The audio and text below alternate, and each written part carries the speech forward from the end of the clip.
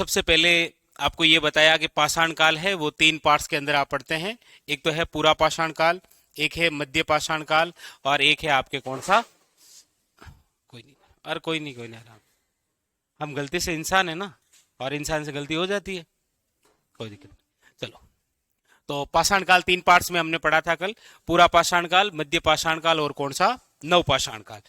फिर इसको हमने पूरा पाषाण काल के बारे में चर्चा की, और हमने कहा यदि हमारे राजस्थान से कोई क्वेश्चन आएगा पूरा पाषाण काल से संबंधित, तो वो आपके सामने यहां से आएगा, याद रखिएगा।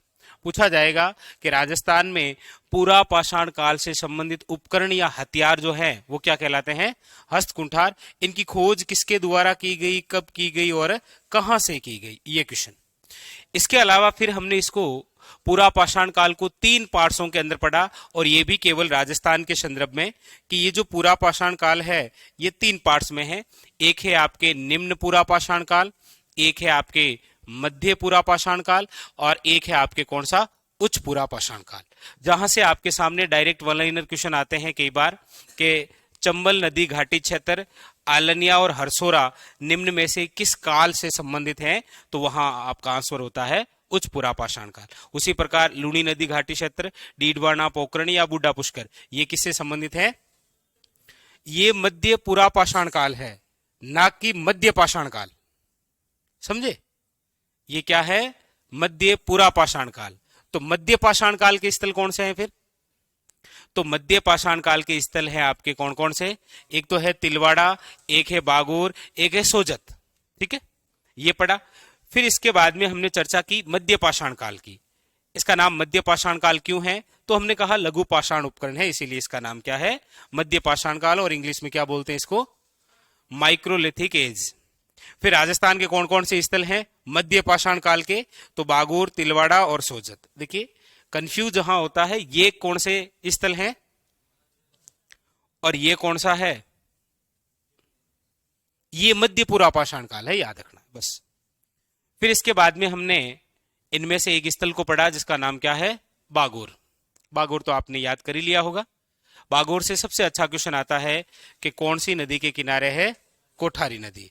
कोठारी नदी से 2 ही क्वेश्चन है, एक तो बागोर स्थल, और एक इस नदी पर बांध बना हुआ है, कौन सा, मेजा बांध, जो कि कहां पर है, भीलवाड़ा के अंदर, और उसके अलावा खोज उत्खनन।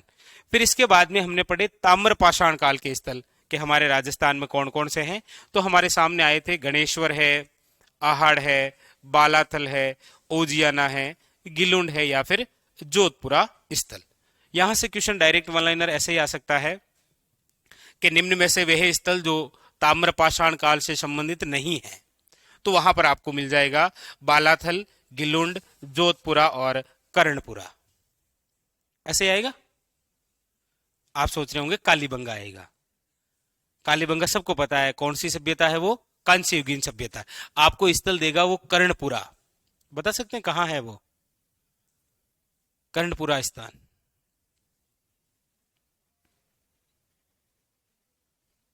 हनुमानगढ़ में, और वो किससे संबंधित है, कांस्य से, ठीक है। फिर इनमें से हमने सबसे पहले जिसको पढ़ा वो है आपके सामने गणेश्वर स्थल।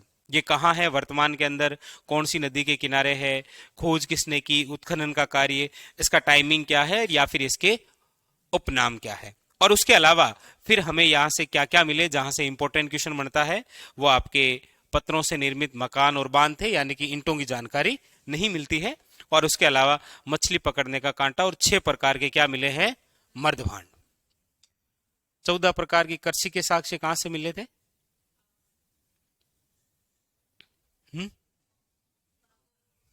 बागोर से, याद रखना। ऐसे यूनिक क्वेश्चन आपको नहीं पूछेगा कि मतलब कुल्हाड़ी कहां से मिली या फिर बाणाग्रे। हाँ, यहां क्वेश्चन यूनिक सा बन सकता है कि तांबे से निर्मित बाणाग्रे कहां मिले, तो गणेश्वर। वरना क्वेश्चन वही पूछेगा जो अलग विशेषता रखना है अपनी, ठीक है। अब यहां पर जैसे ये 2 यूनिक सी बातें थी कि सिंधु घाटी सभ्यता में तांबे की आपूर्ति जहां से होती है वो स्थल कौन सा है, गणेश्वर। लेकिन गणेश्वर में अतिरिक्त तांबा कहां से आता है, वो आता है कोल्लण से, जो कि खेतड़ी में है, और खेतड़ी वर्तमान के अंदर किस जिले में है, नीम का थाना में, ठीक है। फिर इसके बाद में हमने पढ़ा है आपके आहड़ स्थल। आहड़ कहां पर है, तो उदयपुर के अंदर कौन सी नदी के किनारे है आयड़, इसका स्थानीय नाम क्या है धुलकोट। ये क्वेश्चन लाइब्रेरियन में आया था पिछली बार। और इसका प्राचीन नाम क्या है आगाड़पुर, इसका उपनाम क्या है ताम्रवती नगरी। और आरएसएस बोर्ड द्वारा सबसे ज्यादा ये क्वेश्चन पूछा जाता है, बनास संस्कृति वाली सभ्यता। क्यों बोलते हैं इसको?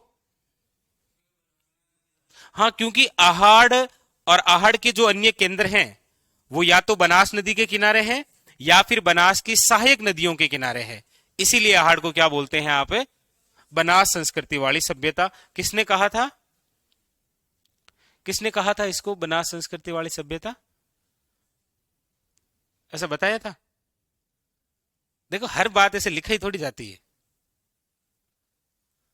विवेकानंद जी क्या कहा करते थे कि जो चीज आपको याद नहीं करनी होती है ना वो आप लिख देते हैं। वो आप जैसे आपने ऐसे ही फेसबुक देख रहे हैं, रील्स देख रहे हैं और सामने जीके का कुछ अच्छा सा कंटेंट आया तो आपने स्क्रीनशॉट ले लिया, वापस जिंदगी में उस स्क्रीनशॉट खोल के देखा ही नहीं कि किसका स्क्रीनशॉट लिया। भरे होंगे 400-500 स्क्रीनशॉट तो हर मोबाइल में मिल जाते हैं, और ये तभी ढूंढे जाते हैं जब राजस्थान में नेट बंदी होती है कि आज नेट नहीं चलेगा तो गैलरी को खंगाल लेते हैं। हाँ, तो कोशिश करनी है कि ज्यादा याद। ये कहा था किसने? एच.डी. सांखलिया ने, हसमुख धीरजलाल सांखलिया द्वारा कहा गया। इसकी खोज 1953 के अंदर किसने की थी? अक्षय कीर्ति व्यास ने। पहली बार उत्खनन का कार्य किया था आर.सी. अग्रवाल यानी कि रतन चंद्र अग्रवाल द्वारा। और सर्वाधिक उत्खनन का कार्य किसने किया था? एच.डी. सांखलिया। ये कौन है? तो पूना विश्वविद्यालय के प्रोफेसर है। इनका सहयोग किया था दक्कन विश्वविद्यालय और मेलबर्न विश्वविद्यालय ने। फिर उसके बाद में हमने पढ़ा ये सबसे यूनिक सा क्वेश्चन आजकल कि कोई स्थल है उसके उत्खनन का कार्य कितने स्तरों में हुआ है? तो आहड़ सभ्यता के उत्खनन कार्य कितने स्तरों में हुआ था? 3। प्रथम स्तर में स्फटिक पत्थर मिले थे, दूसरे स्तर के अंदर तांबा कांस्य लोहा आया और तीसरे के अंदर क्या मिले थे? मर्दभांड। यहां पर जो मर्दभांड मिले वो 2 कलर के थे, एक तो लाल एक कौन सा? काला। इसीलिए आहड़ सभ्यता को क्या बोलते हैं? लाले वे काल मर्दभांडों वाली सभ्यता। मर्दभांड का मतलब मिट्टी के बर्तन। और यहीं से हमने इसका टाइमिंग और ये ताम्रपाषाण काल का स्थल यहां तक लिखा था। इसके जस्ट आगे कुछ भी नहीं लिखा? अच्छा, कुछ नहीं लिखा। चलो, तो जहां तक लिखा है उसके जस्ट आगे हेडिंग डालिए, आहड़ सभ्यता से प्राप्त साक्ष्य अवशेष या जानकारी क्या क्या है?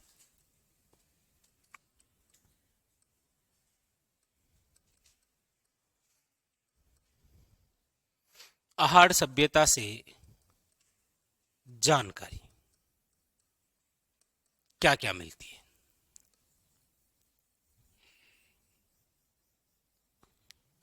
आहड़ सभ्यता से जानकारी हम देखेंगे कि यहां से हमें क्या क्या जानकारी मिलती है। देखिए, सबसे पहली बात तो जैसा मैंने आपको इतना सब कुछ पढ़ाया, यहां पर देखिए, जैसे मैंने आपको आहड़ के बारे में ये सामान्य जानकारी दी कि आहड़ जो है वो उदयपुर के अंदर आयड़ नदी के किनारे है। इसका स्थानीय नाम धुलकोट था, प्राचीन नाम आगाड़पुर दुर्ग था, या इसका उपनाम ताम्रवती नगरी था। बनास संस्कृति वाली सभ्यता है, खोज उत्खनन सर्वाधिक, और ये स्तर, और आपको ये लिखाया। और इसके बाद में यहां पर पहला क्वेश्चन आया, थ्योरेटिकल क्वेश्चन पूछा गया कि आहड़ सभ्यता में लोगों का मुख्य व्यवसाय कौन सा था? और वहां पर ऑप्शन के अंदर आए आपके सामने पहला कृषि, दूसरा ऑप्शन आए पशुपालन, तीसरा आए कृषि व पशुपालन,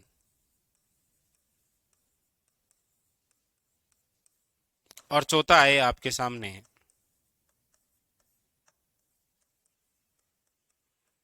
तांबे गलाने का कार्य।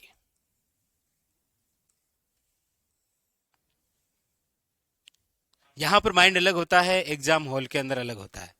एग्जाम हॉल में जो ऊपर छत होती है ना, वो हमारे कंधों पर ही होती है। हमें लगता है कि हम इधर उधर हुए तो ऊपर से छत गिरेगी, सारे मर जाएंगे बेचारे। हाँ, तो यहां पर इसका आंसर क्या बता सकते हैं आप? डी। क्यों? हाँ, क्योंकि आहड़ जो सभ्यता है वो किस प्रकार की सभ्यता है? एक तो ताम्रवती नगरी है, और दूसरी बात आपने यहां पर ध्यान दिया कि प्रथम स्तर के अंदर उत्खनन में क्या मिले थे? स्फटिक पत्थर, जबकि दूसरे में क्या मिला है? तांबा। और तीसरे में क्या मिले थे? केवल मर्दभांड। यानी कि यहां पर कृषि या फिर पशुपालन से संबंधित कोई जानकारी है नहीं। ठीक है, तो इस प्रकार से तो जानकारी में लिखिएगा, पहली बात, मुख्य व्यवसाय। आहड़ सभ्यता के लोगों का मुख्य व्यवसाय क्या था? तो इतने लिख दूं मैं केवल, मुख्य व्यवसाय, या ऐसे लिखूं आहड़ सभ्यता के लोगों का मुख्य व्यवसाय? जैसे है ना, ठीक है। क्या है कि विद्यार्थी कहते हैं नहीं सर, वो मतलब पूरी लाइन जब तक नहीं लिखाएंगे ना, जब तक है, खड़ी पई, चूंकि, इसलिए, ऐसे मतलब फीलिंग नहीं आती है। तो यहां पर डायरेक्ट वन लाइनर क्वेश्चन है, मुख्य व्यवसाय है आपके तांबा गलाने का कार्य।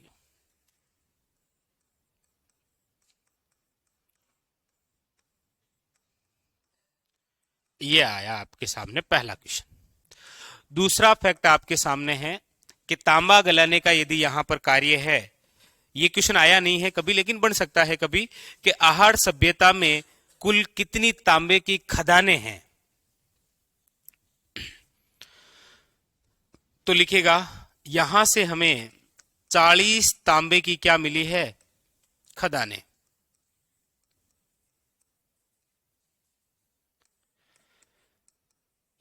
खदानें मतलब समझे? क्या समझे? हाँ, 40 खाने हैं वहां। तो ये कभी आंकड़ा पूछा जा सकता है। ठीक है, तो ये विशेष दो बातें हैं आपके तांबे से। अब देखिएगा अगली बात। अगली बात है कि यहां से हमें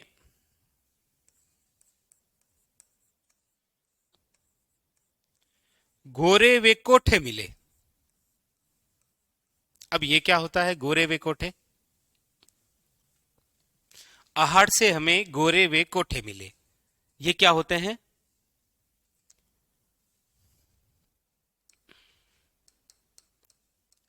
ये क्या होता है? ओबरी या ओवरी?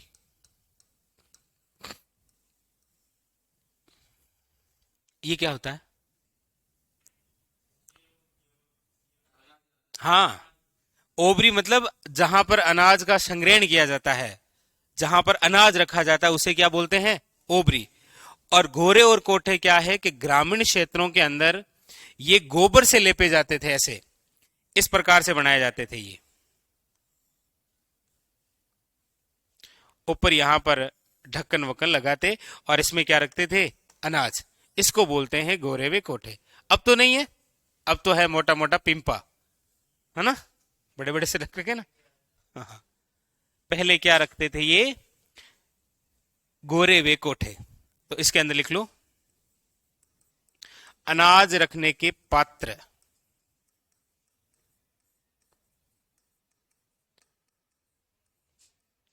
अब ऐसे कहां मिल सकते हैं?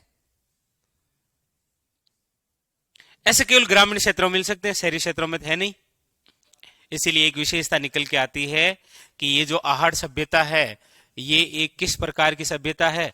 ग्रामीण सभ्यता है। चलो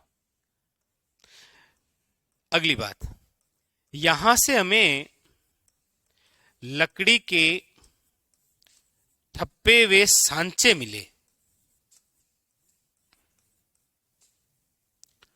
लकड़ी के ठप्पे वे सांचे मतलब इसका उपयोग किस में करते थे? जैसे सपोज देन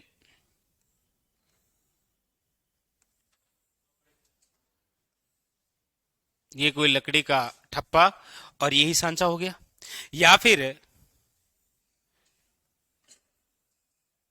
इस प्रकार से लकड़ी का ठप्पा और सांचा हो गया।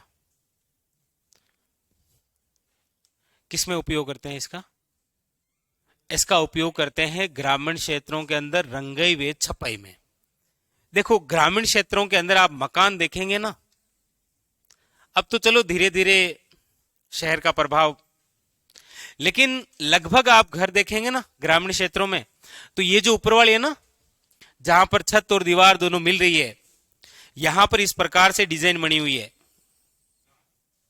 और ये डिजाइन बनाने के लिए लगाया जाता है लकड़ी का ठप्पा या फिर कोई सांचा हो, यानी कि इसका उपयोग किसमें करते हैं? रंगाई व छपाई में।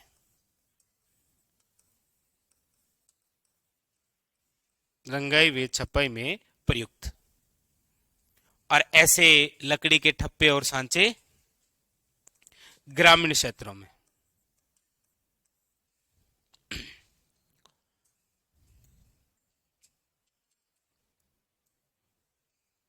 लिख लिया? तो यहां से आपको लकड़ी के ठप्पे वे क्या मिले? सांचे मिले, गोरे वे कोठे मिले। मुख्य व्यवसाय था तांबा गलाने का, इसीलिए 40 तांबे की क्या मिली यहां से? खदानें मिली। इसके अलावा देखो और क्या मिला यहां से? इसके अलावा हमें यहां से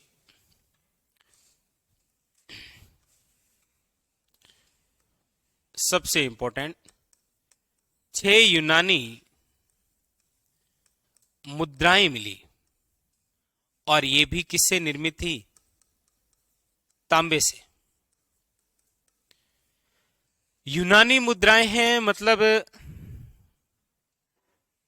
आहड़ सभ्यता एक ग्रामीण इलाका है। ग्रामीण इलाका के लोग व्यापार करने के लिए विदेश जाते हैं, आज भी जाते हैं। हाँ, जैसे ग्रामीण क्षेत्र का कोई बंदा दुबई पहुंच गया व्यापार करने, जब वो वापस आएगा तो दुबई की कोई निशानी लेकर आएगा। उसी प्रकार यहां से हमें क्या मिली है? 6 यूनानी मुद्राएं।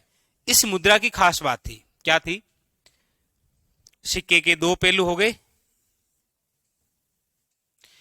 सिक्के के एक तरफ तो जो यूनानी देवता है अपोलो, इसका चित्रण था, और सिक्के के दूसरी तरफ लक्ष्मी का अंकन। किसका अंकन था? लक्ष्मी का अंकन। तो फिर यहां से एक अच्छा क्वेश्चन बनता है यहां से कि यूनानी देवता अपोला अंकित मुद्राएं हमें कहां से मिली है? तो आपको याद रखना है आहड़ से। मतलब स्पष्ट है कि आहड़ के लोग यूनान जाते थे व्यापार करने के लिए, या फिर ऐसा भी हो सकता है कि कोई यूनान का बंदा यहां आड़ घूमने आया हो, लेकिन ऐसा लग नहीं रहा है। हम अपने आप को शांति के लिए कह सकते हैं कि यूनान के लोग यहां आए होंगे। हाँ, जैसे यहां से हमें देखो यूनान का भी संबंध है, यहां से हमें बिना हत्थे के क्या मिले हैं?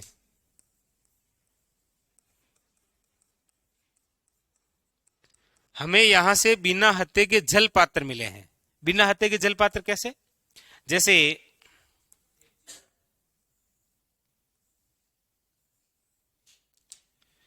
एक तो ये कप है डायरेक्ट, एक इसके हैंडल लगा देंगे तो ये हत्थे का हो जाएगा, ये बिना हत्थे का। ठीक है, बिना हत्थे का। वरना इसको थोड़ा ऐसे घुमा दो तो ठीक लगेगा आपको। और ये लो, ये इससे ज्यादा बिना हत्थे का हो गया। और बिना हत्थे के ऐसे जल पात्र कहां यूज होते हैं? ईरान में। आज भी कहां होते हैं? ईरान में। तो आज आप देखेंगे कि लगभग हमारे सभी घरों में ये बिना हत्थे के जल पात्र मिलेंगे। जरूरी नहीं, ऐसा नहीं है सर ऐसा हमारे तो नहीं है। ऐसा नहीं है तो कोई नहीं, ये तो है ना। अरे ये तो है, गिलास तो सब जगह मिल जाएगी ना, वो बिना हत्थे की होती है। तो लिख लो बिना हत्थे के जल पात्र, डैश करके लिख लो, ईरान के अंदर होते हैं ऐसे। तो कोई बंदा ईरान गया होगा और आते समय कोई गिलास लेके आ गया होगा वहां से, और तो क्या हुआ होगा? या वहां का कोई बंदा ये लेकर आया होगा यहां। तो मतलब आहड़ सभ्यता का संबंध यूनान से भी है, ईरान से भी है। सिक्के हमें बताते हैं कि यूनान से है, और ऐसे कुछ पात्र हैं जो कि हमें बताते हैं कि ईरान से है। ये लिख लिया? देखो ये पूरा टॉपिक थ्योरेटिकल है, थ्योरेटिकल ही टॉपिक है, थ्योरेटिकल ही क्वेश्चन आते हैं। ऐसे वन लाइनर डायरेक्ट क्वेश्चन आ जाए तो ठीक है, वरना आजकल क्वेश्चन पूछने का ट्रेंड ये होता है कि वो पूछता है कि आहड़ सभ्यता के संदर्भ में निम्न में से कौन सा कथन गलत है। बस इतना देके वो छोड़ देता है। आगे बढ़ू? लिख लिया सभी ने? चलो अब देखिए इसके अलावा और यहां से क्या क्या जानकारी मिलती है हमें। तो देखिए आहड़ सभ्यता से हमें जो विशेष प्रकार की और जानकारी मिलती है, उसमें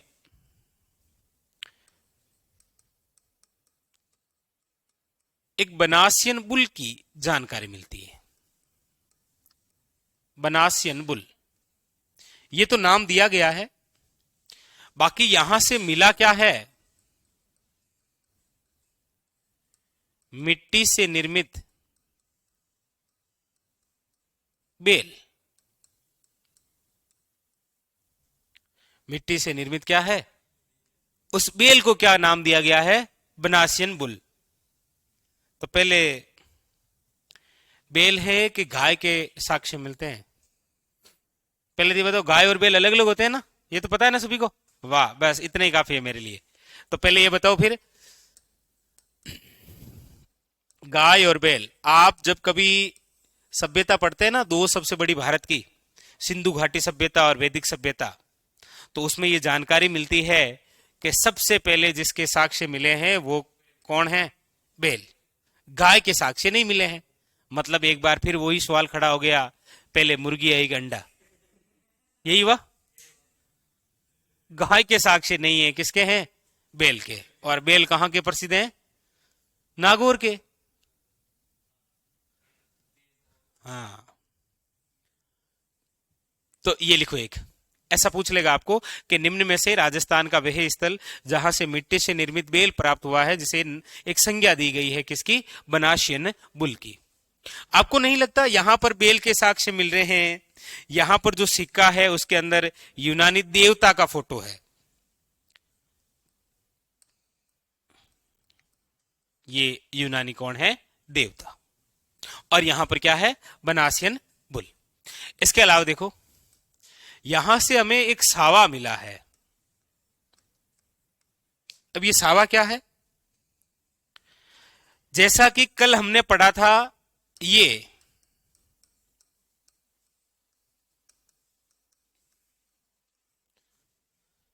सीलबट्टा कहां से मिलता है?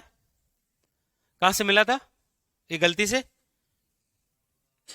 बागोर से। सीलबट्टा कहां से मिला? बागोर। सीलबट्टा मतलब मिर्चा मटने वाला। और ये क्या होता है सावा? सावा क्या होता है? शरीर से मेल छुड़ाने वाला उपकरण।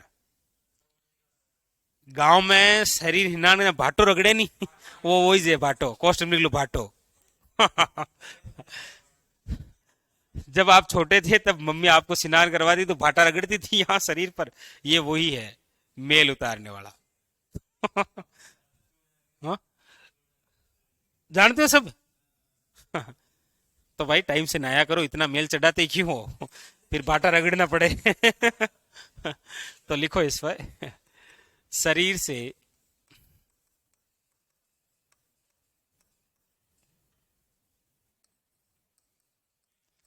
छुटाने वाला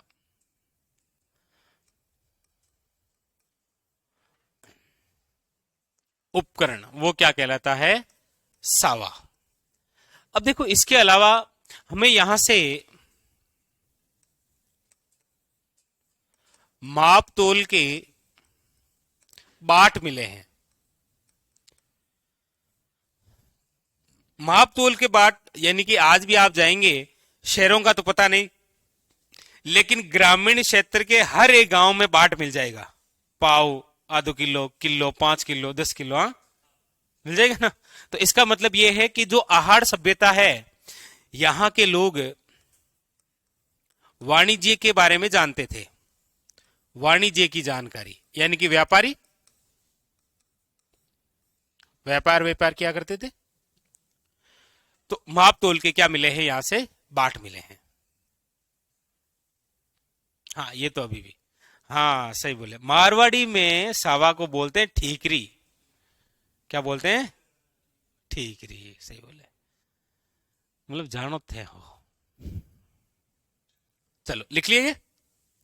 आगे देखो, आगे यहां पर क्या है कि एक पद्धति के बारे में जानकारी मिलती है जिसका नाम है चक्रकूप पद्धति। अब ये चक्रकूप पद्धति क्या है? याद रखिएगा, आहड़ सभ्यता में जल निकासी की पद्धति क्या कहलाती है? चक्रकूप पद्धति। इसके बारे में अब यहां पर आपको क्या है, क्वेश्चन पूछेगा कि निम्न में से राजस्थान का वह स्थल जहां से चक्रकूप पद्धति बनासियन बुल के साक्ष्य मिलते हैं, या फिर चक्रकूप पद्धति बनासियन बुल और वाणिज्य की जहां से जानकारी मिलती है, वे स्थल कौन सा है? तो आहड़।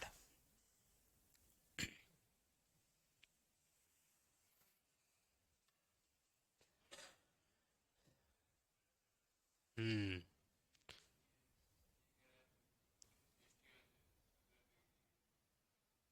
अच्छा।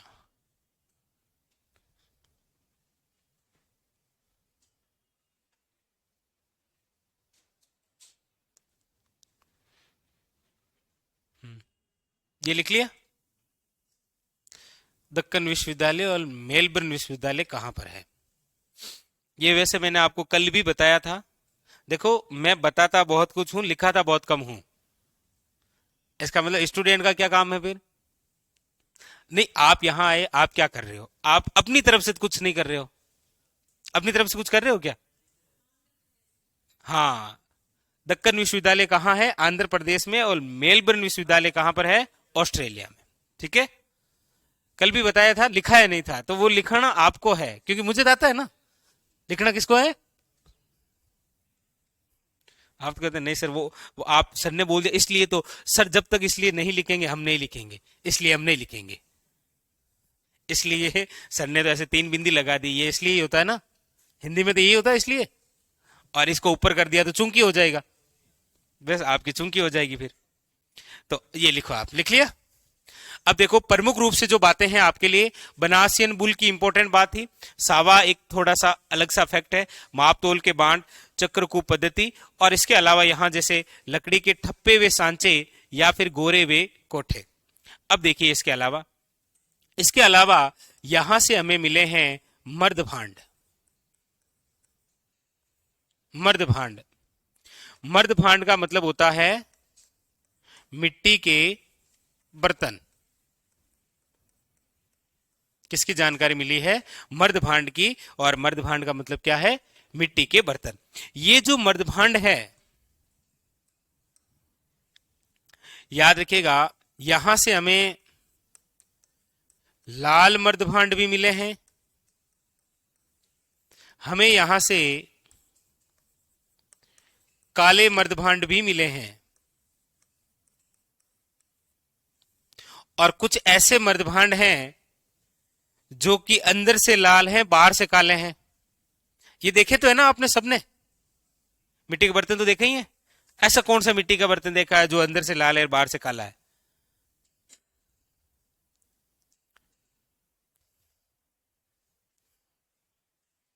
बर्तन तो देखा होगा कोई ऐसा? वो भी नहीं देखा? मतलब घर वाले आप पर थोड़ा भरोसा कम ही करते हैं, वो खुद ही लेके आ जाते हैं। हाँ, इसका मतलब तो यही हुआ फिर। इसीलिए आहड़ सभ्यता को आप क्या बोलते हैं?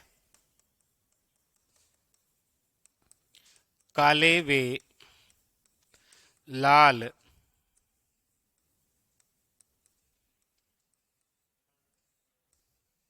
मर्द भांडों वाली सभ्यता। ये उतारो।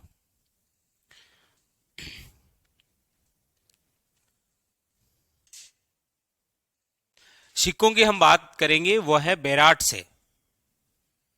बेराट के अंदर टोटल 36 मुद्राएं मिली है। उसके अंदर 8 तो आहत है, आगे आपको लिखाएंगे। 28 जो है वो कौन सी है? इंडो ग्रीक है। उसमें से 16 कौन सी है? यूनानी राजा मिनांडर की है। वो बहुत कुछ बातें हैं, वो लिखाएंगे। ये लिख लिया। अब बस आप लिख लीजिए आहड़ सभ्यता की विशेषता, जो सबसे यूनिक बात है इसकी। लिखिएगा विशेषता।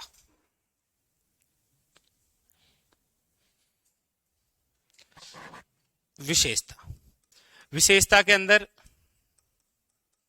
पहली बात याद रखिएगा, ये एक प्रकार की कौन सी सभ्यता है? ग्रामीण सभ्यता है। ठीक है।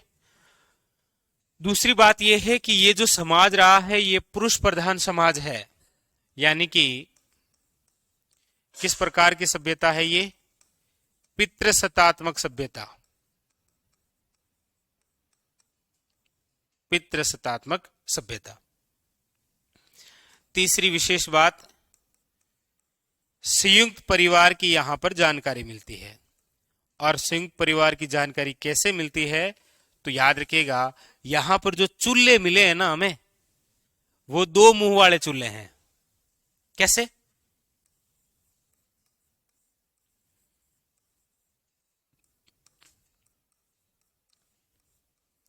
देखें कभी दो मुंह वाले चूल्हे?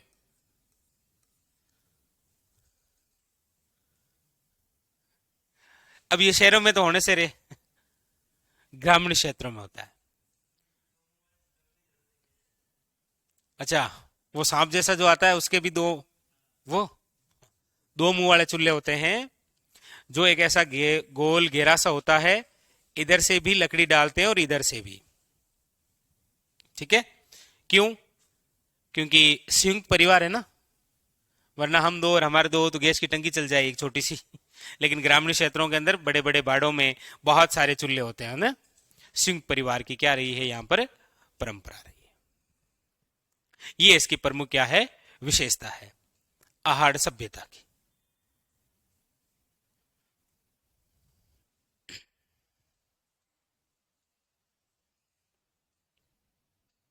हाँ, माप तोल के उपकरण, बाट वगैरह है वो सारा कुछ। ठीक है?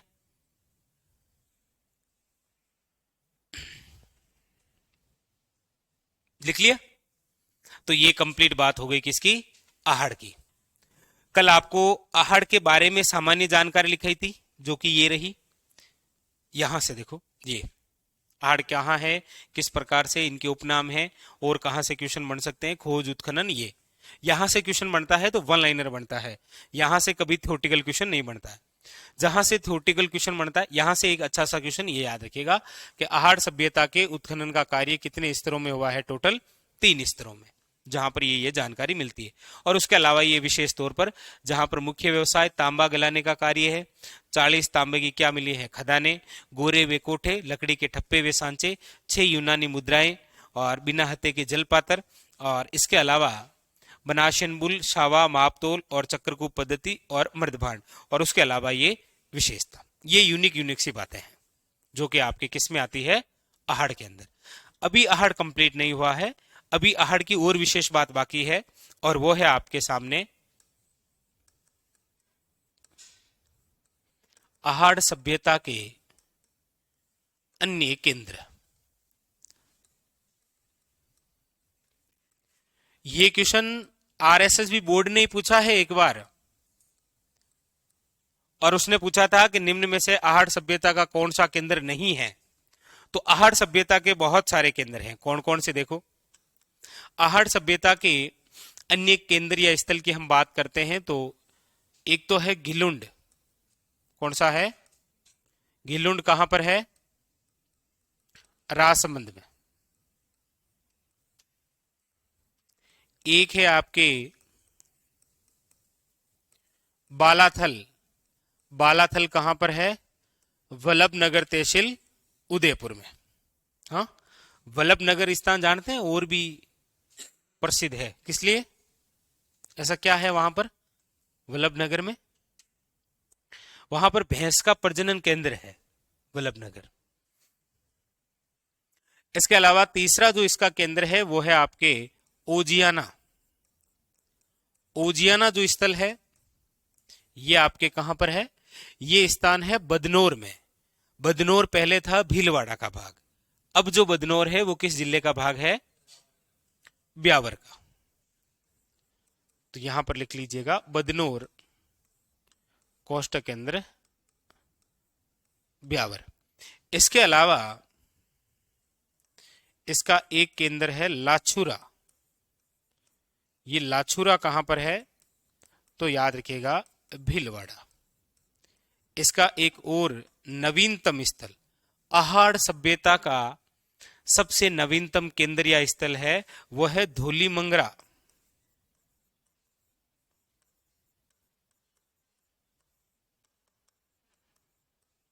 भीलवाड़ा, उतर। हाँ? ना ना, अभी इनको भी तो पढ़ना है ना।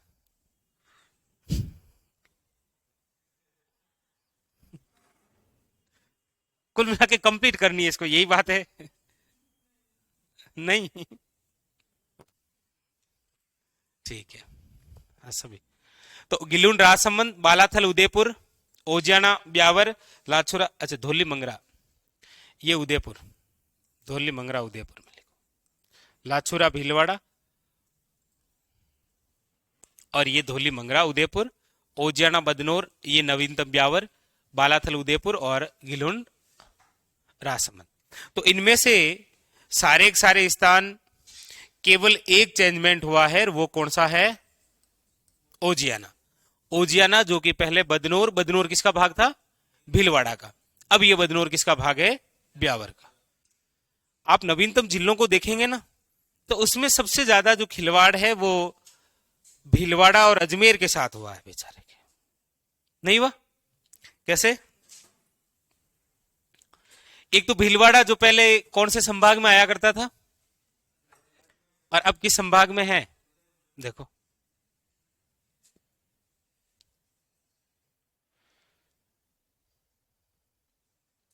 ये लिख लिया। अब इनमें से जो सबसे इंपॉर्टेंट हमारे स्थल होते हैं उनके बारे में हमें चर्चा करनी है। इनमें से सबसे पहले आप हेडिंग लगाइए बालाथल।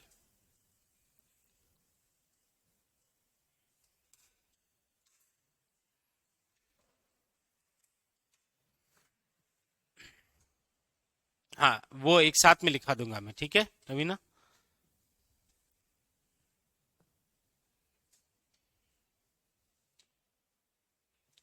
ये लिख लिया ना?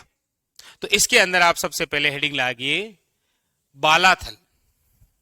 बालाथल के बारे में पढ़ते हैं। कुछ कुछ जानकारी है जो कि एग्जाम के लिए इंपॉर्टेंट है।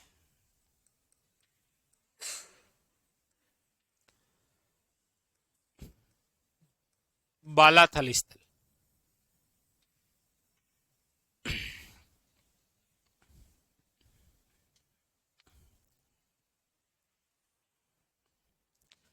बालाथल स्थल। देखिए, बालाथल स्थल के बारे में चर्चा करते हैं तो सबसे पहली बात है ये कहां पर है। तो याद रखिएगा, बालाथल जो स्थान है वो है आपके वल्लभनगर तहसील, जो कि आपके कहां पर है? हाँ, उदयपुर। दूसरी बात, ये जो बालाथल स्थल है ये कौन सी नदी के किनारे है? तो याद रखिएगा, बेड़च नदी के किनारे। कौन सी नदी है? बेड़च नदी के किनारे। आयड़ नदी के किनारे है आहड़ सभ्यता, और आयड़ का ही दूसरा नाम है बेड़च। देखो, आयड़ निकलती है यहां से, कहां से? गोगुंदा की पहाड़ियों से।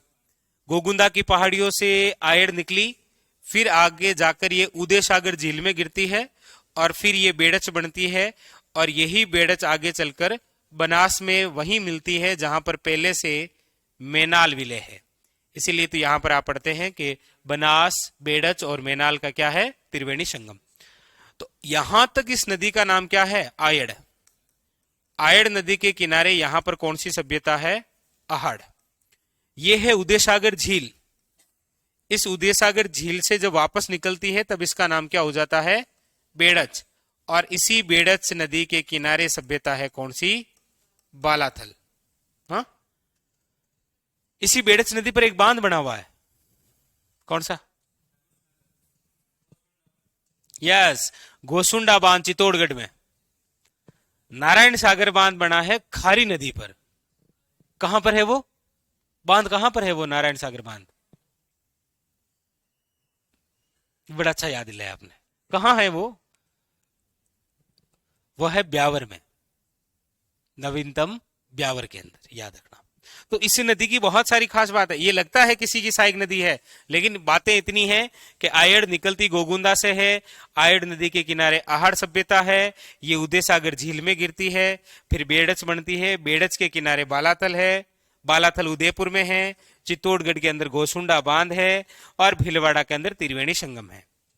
ये सारी बातें हैं इसकी। तो ये कौन सी नदी के किनारे है? बेडच नदी के किनारे। बालाथल जो स्थल है, इसके खोज या उत्खनन की हम बात करते हैं तो वो 1993 के अंदर और किसके द्वारा किया गया? VN मिश्र, वीरेंद्र नाथ मिश्र। हाँ,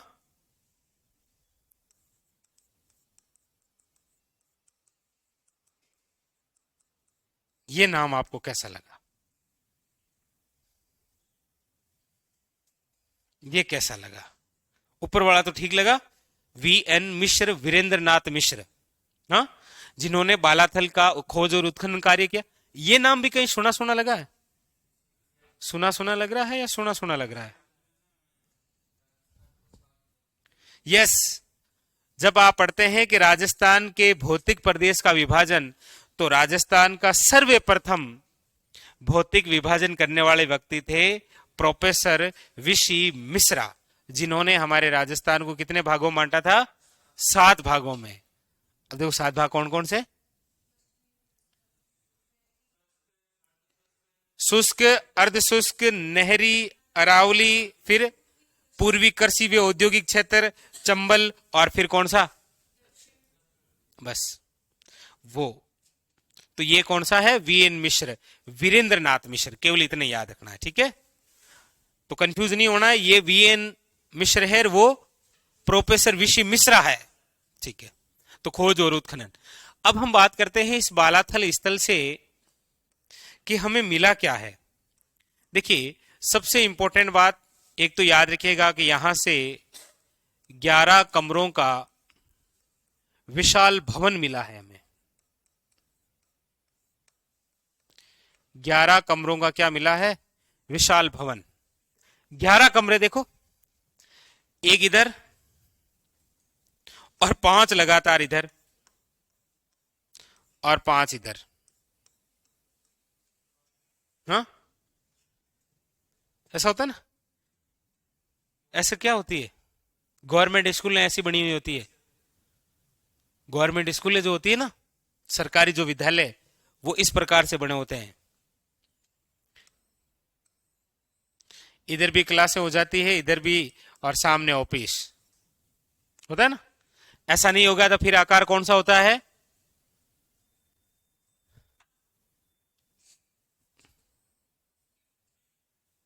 एल आकार में बनती है। यहां से शुरू किया, यहां पर ऐसे, यहां तक ऑफिस।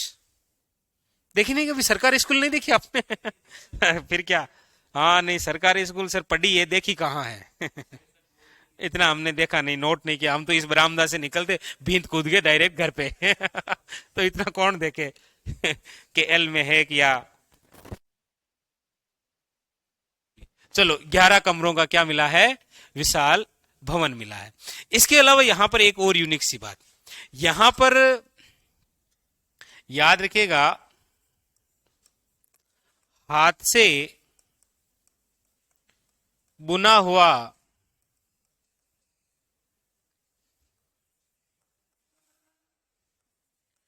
सूती वस्त्र मिला है। याद रखिएगा, हाथ से बुना हुआ सूती वस्त्र। हम जितने भी स्थान पढ़ेंगे उनमें 2 ही स्थान ऐसे हैं जहां से सूती वस्त्र के अवशेष मिलेंगे। एक तो है बालाथल और एक आगे हम पढ़ेंगे बेराट। बेराट में क्या है कि हमें यूनानी राजा जो मिनांडर है ना, उसकी 16 मुद्राएं मिलेगी और वो सूती वस्त्र में लिपटी हुई मिलेगी गलती से। तो वहां पर वो मुद्राएं भी मिल गई और किसके अवशेष मिल गए? सूती वस्त्र के। लेकिन पूछा जाए कि हाथ से बुना हुआ सूती वस्त्र कहां मिला था? बालाथल में। और इसके अलावा यहां से हमें 5 लोहे गलाने की भट्टियां मिली है।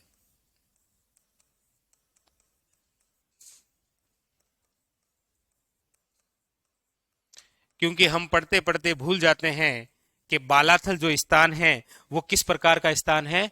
ताम्र पाषाण काल का है, आहड़ सभ्यता का है। तो यहां से थोड़ी मिलेगी लोहे गलाने की भट्टियां, लेकिन मिली है, ये याद रखना है। मतलब बालाथल जो स्थान है ना, वो ताम्र पाषाण काल से लेकर लोहे युगीन तक है। ये इंपॉर्टेंट बात है। कई बार ऐसा क्वेश्चन आता है ना, तो फिर ध्यान रखना होता है।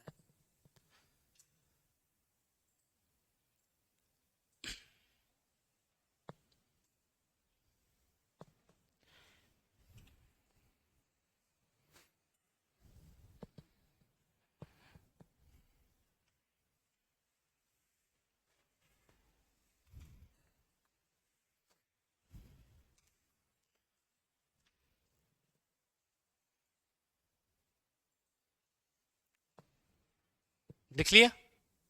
तो बस बालाथल की ये बात कंप्लीट। इसमें से ज्यादातर जहां से क्वेश्चन बन सकता है, बालाथल कहां पर है तो याद रखिएगा उदयपुर के अंदर। बालाथल कौन सी नदी के किनारे है तो याद रखिएगा बेडस नदी के किनारे। यहां पर मैंने आपको दोनों एक साथ में लिखाया है, खोज और उत्खनन दोनों ही किसके द्वारा है? वीएन मिश्र। अब हो सकता है कोई बुक आप पढ़े तो वहां पर आपको सन मिले 1962 से लेकर 63, वो खोज है। यहां पर खोज और उत्खनन करने वाला बंदा एक एक कौन? वीएन मिश्र। और यहां पर 11 कमरों का विशाल भवन, याद रखिएगा ये एक यूनिक बात है जो कहीं नहीं मिलती है, और एक हाथ से बुना हुआ सूती वस्त्र। ठीक है, बस ये याद रखना है। मेन चीज ली तो 11 ये हाथ वाला, और ये बेडच उदयपुर, और एक व्यक्ति का नाम वीएन मिश्र, क्योंकि 4 स्थल इधर देगा और सामने 4 व्यक्तियों के नाम और कहेगा मिलान करो, बाकी कोई क्वेश्चन नहीं है। बस कंप्लीट। चलो आगे चलते हैं।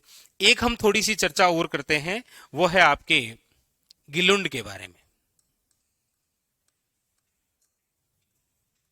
गिलुंड स्थल,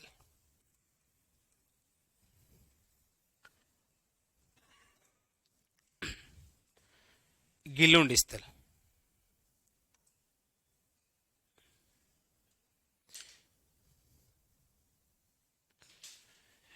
गिलुंड स्थल के बारे में हम चर्चा करते हैं, तो देखिए यहां से इतनी कोई जानकारी नहीं है। बता सकते हैं ये स्थल कौन सी नदी के किनारे है? बस इसलिए लिखा रहा हूं मैं केवल आपको, क्योंकि कई बार क्या होता है कि आहाड़, गणेश्वर, गिलुंड और बालाथल, और सामने 4 नदियों के नाम दे देता है और पूछ लेता है मिलान करो। तो पहली बात, ये गिलुंड है कहां पर? राजसमंद में। कौन सी नदी के किनारे है ये? तो याद रखिएगा बनास।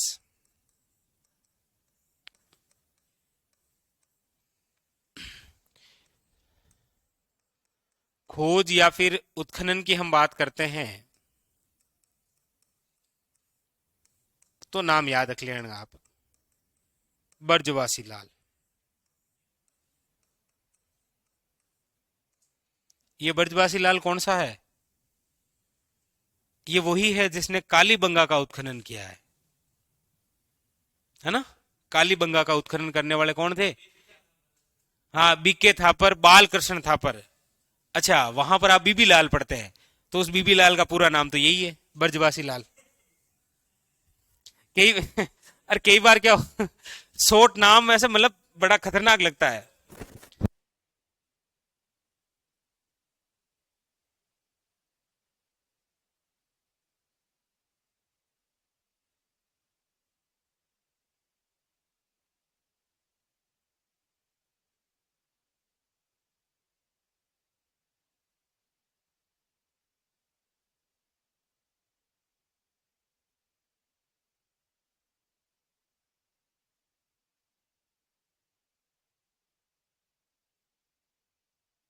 मत्स्य संघ नाम देने वाले व्यक्ति कौन थे? के एम मुंशी। पूरा नाम है कन्हैयालाल माणिक्यलाल मुंशी। आपको पता है एक रियासती सचिवालय था जिसका गठन 5 जुलाई 1947 के अंदर सरदार वल्लभ भाई पटेल द्वारा किया गया था। उसके सचिव बनाए गए थे वीपी मेनन। ये नाम ठीक लगता है वीपी मेनन, लेकिन उसका पूरा नाम क्या है? वपाला पंगुनी मेनन।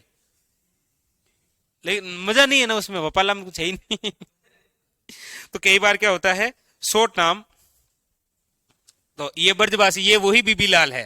क्वेश्चन लिखूं क्या बीबी लाल? वरना सोचोगे सर वो तो बीबी था। बीबी लाल, ब्रजवासी लाल। इस गिलुंड स्थल से हमें मिला क्या है? तो यहां पर थोड़ा सा याद रखना है कि 5 प्रकार के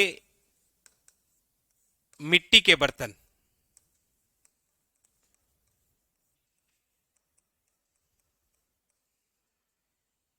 बस, और कोई जानकारी नहीं है गिलुंड से।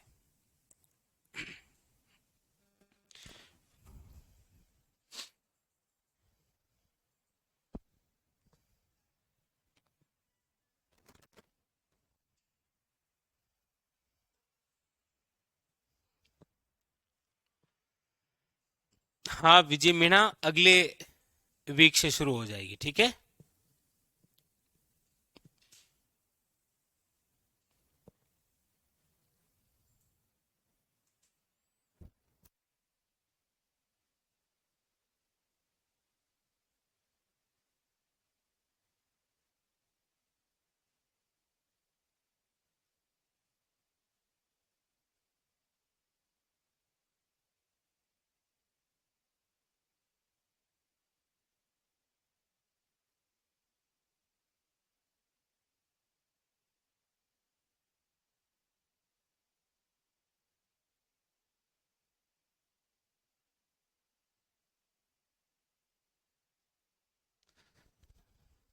हाँ हो जाएगी, चिंता मत करो। ये लिख लिया? तो देखो यहां पर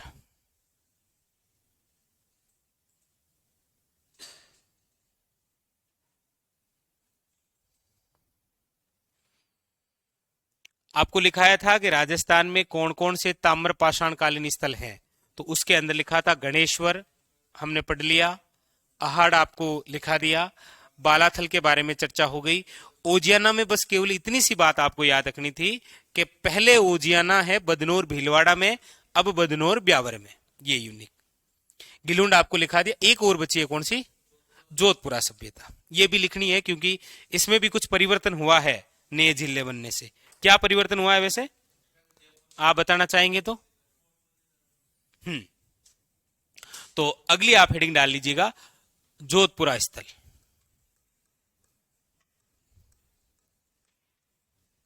जोधपुरा स्थल।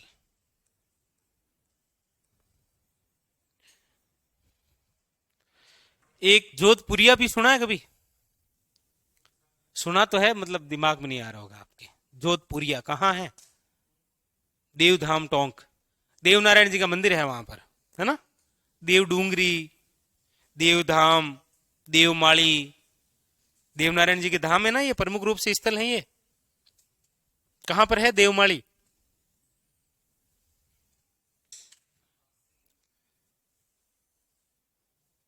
ना,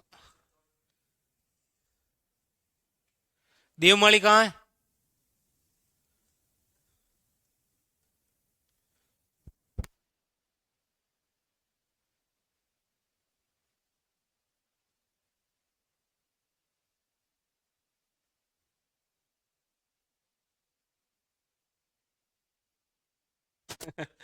देवमाली है ब्यावर जिले में।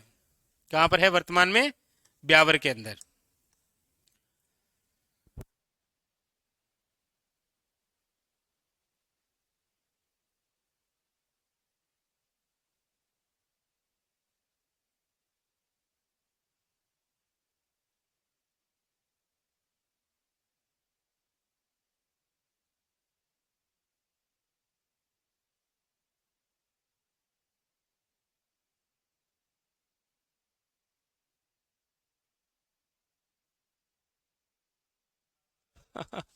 तो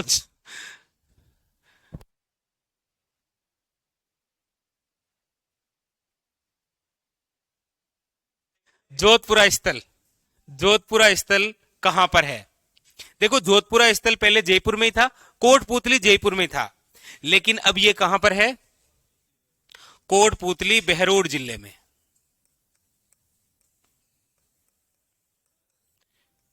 और ये जो कोटपुतली बहरोड है ना, ये दो जिलों से गठित है, जयपुर और अलवर। कोटपुतली जयपुर का भाग है, बहरोड अलवर का भाग है। काफी कुछ स्थान यहां चले गए हैं, जैसे एक दो और कोई आपको पता हो?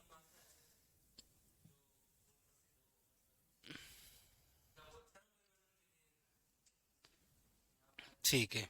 और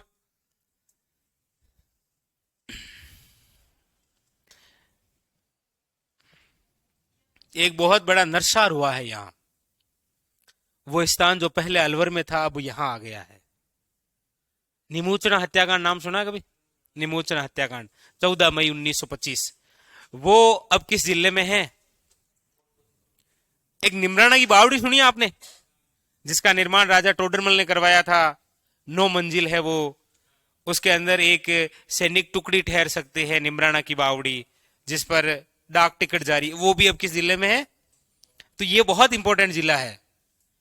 ये अलवर से ज्यादा इंपॉर्टेंट हो गया एग्जाम के लिए। ऐसे ऐसे स्थान है कोटपुतली बहरोड में। और जोधपुरा स्थल जो है वो कौन सी नदी के किनारे है? याद रखिएगा, साबी नदी के किनारे। और साबी नदी किस प्रकार के अफवाह तंत्र का भाग है? हाँ, अंत्य प्रवाही या फिर आंतरिक अफवाह तंत्र का भाग है। कहां विलुप्त होती है ये साबी नदी? ऐसे पूछ रहा हूं, चिंता मत करो, ऐसे पूछ रहा हूं मैं तो। हम्म? हरियाणा का एक गांव है पटौदी, है ना, वहां।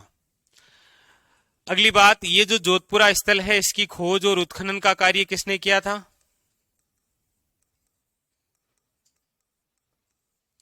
तो याद रखिएगा, दो व्यक्ति थे। एक तो थे आर सी अग्रवाल, पूरा नाम लिख देता हूं इसका, रतन चंद्र अग्रवाल। रतन चंद्र अग्रवाल। और साथ में थे विजय कुमार।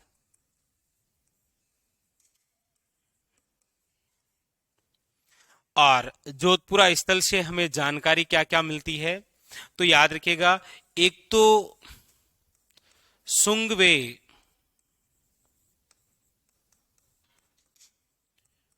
कुषाण कालीन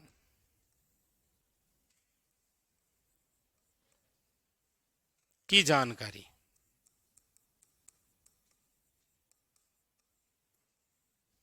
याद रखिएगा। और एक है लोहे गलाने की भट्टियां मिली है।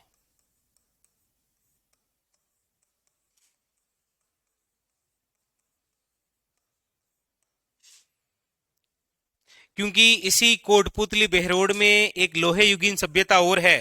कौन सी? बेराट। बेराट है ना, बेराट। बेराट जो कि पहले जयपुर का भाग था, अब वो भी किसमें है? बहुत इंपॉर्टेंट जिला है कोटपुतली बहरोड।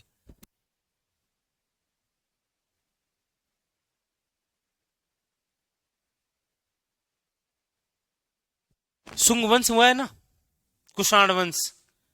इंडियन हिस्ट्री में पढ़ते होंगे आप कभी, गलती से नाम सुना होगा।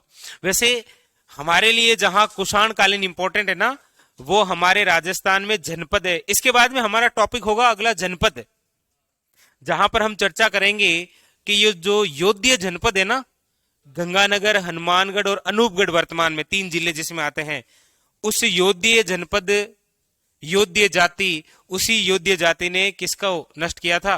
कुषाणों को। और कुषाण वंश से एक संवंत भी निकला है। कौन सा? नाम सुनते हैं ना आप कभी? विक्रम संवंत, सुंग संवंत। कौन सा निकला है? कुषाण वंश से कौन सा संवंत निकला है? चलो, हमारे भारत का राष्ट्रीय पंचांग कौन सा है? भारत का राष्ट्रीय पंचांग कौन सा है?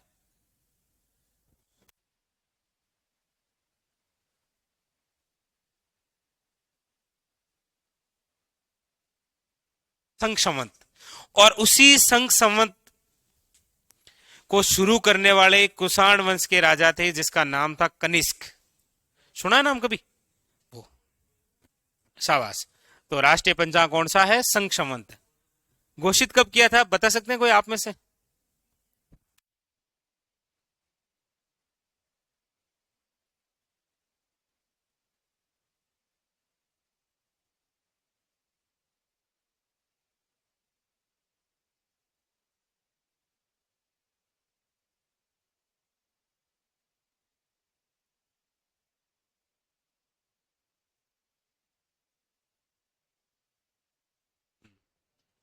कौन सा? सुंग, सुंग वंश। सुंग भी तो एक वंश है ना।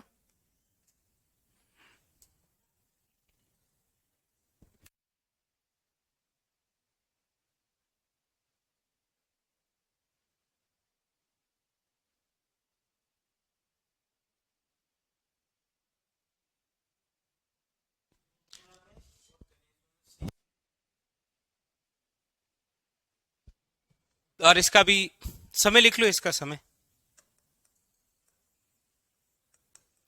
समय है 2500 बीसी से लेकर 200 ईस्वी। ईस्वी को आप इंग्लिश में बोलते हैं ना एडी, एनो डोमिनी। और बीसी का मतलब तो समझते हैं ना,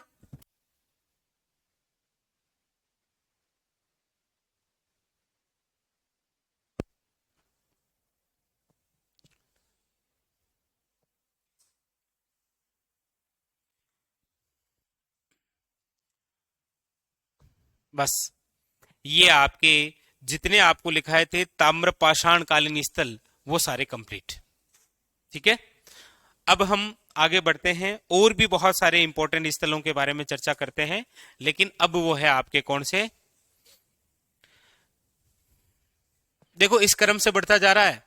सबसे पहले पाषाण काल, पाषाण काल के बाद में आया है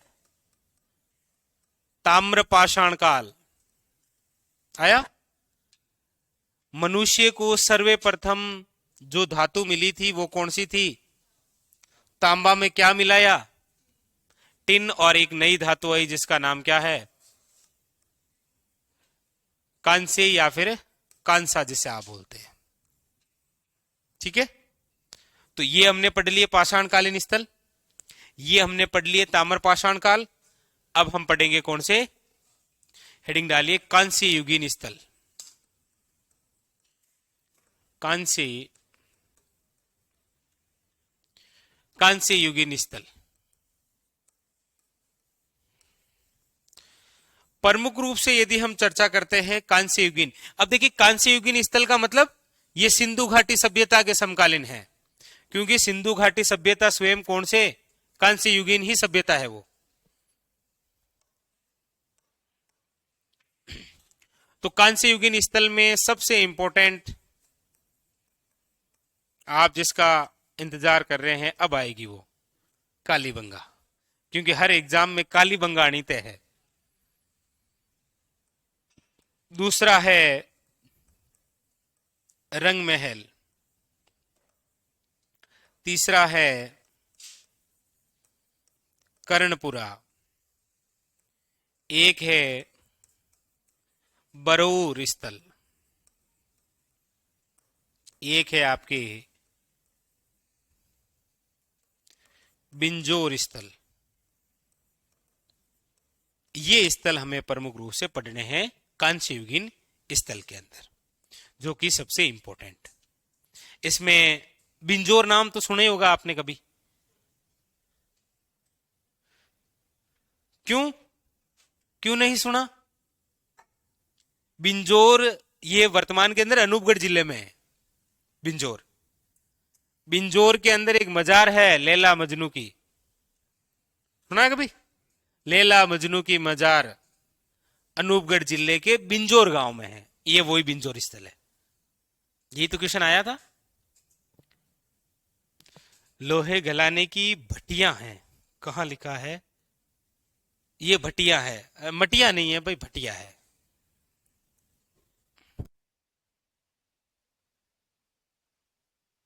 लिख लिया। अब इन स्थलों को हमें पढ़ना है कांस्य युगीन में, फिर आगे हम पढ़ेंगे लोहे युगीन, उसके बाद में पढ़ेंगे जनपद, और जनपद के बाद में आप जिसका इंतजार कर रहे हैं महाराणा प्रताप, मतलब राजवंश। ये टॉपिक बहुत थ्योरेटिकल है, बहुत टफ सा है, लेकिन कोशिश करते हैं कि इसको बहुत इजी ढंग से कुछ विशेष बातें ही आपको लिखाई जाए जो कि आप आराम से याद कर सकते हैं। तो इसके अंदर आप हेडिंग डाल लीजिए सबसे पहले कालीबंगा।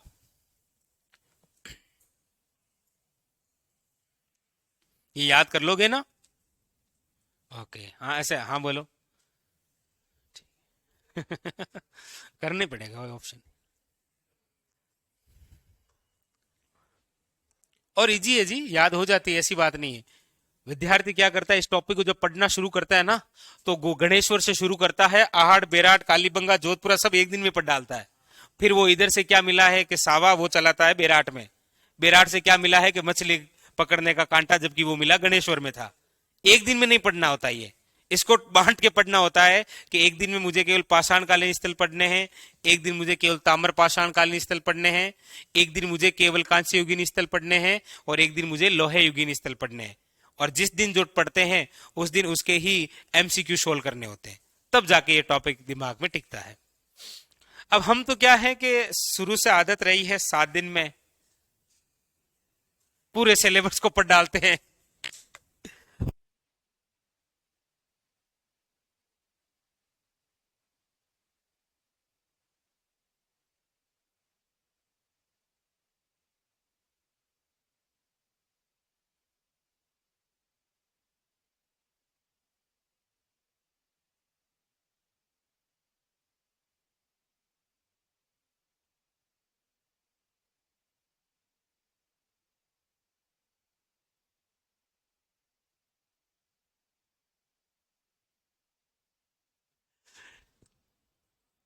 तो इसको बांट के पढ़ना है अलग अलग बिंदुओं में।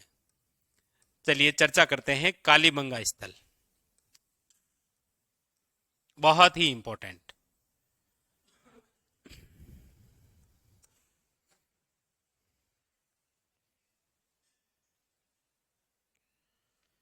देखिए कालीबंगा स्थल, सबसे पहली बात कि ये जो कालीबंगा है ये आपके कहां पर है, तो ये वही है जहां पर पहले था हनुमानगढ़। प्रसिद्ध क्वेश्चन तो यही था, हनुमानगढ़ कालीबंगा। दूसरा क्वेश्चन है कालीबंगा जो स्थल है वो कौन सी नदी के किनारे है, याद रखिएगा घग्गर नदी के किनारे। कौन सी? घग्गर नदी के किनारे। तीसरी बात है वो है इसका शाब्दिक अर्थ।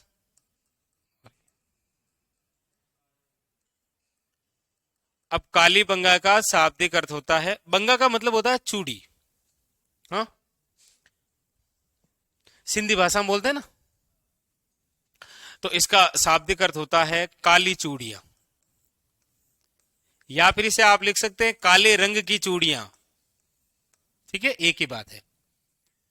अगली बात कि ये जो कालीबंगा स्थल है इसकी सर्वप्रथम जानकारी देने वाले कौन थे?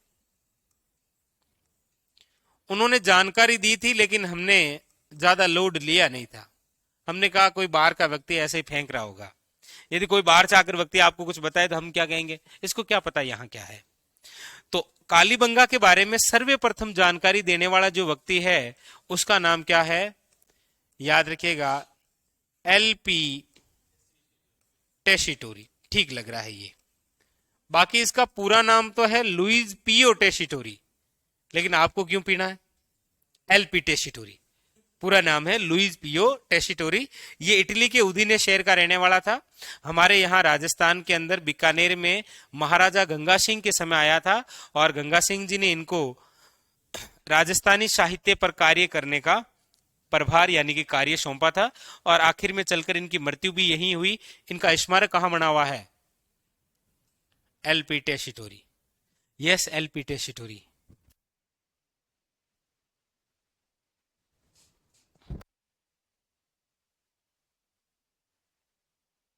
एलपी टेशिटोरी जिसका स्मारक बना है बीकानेर में।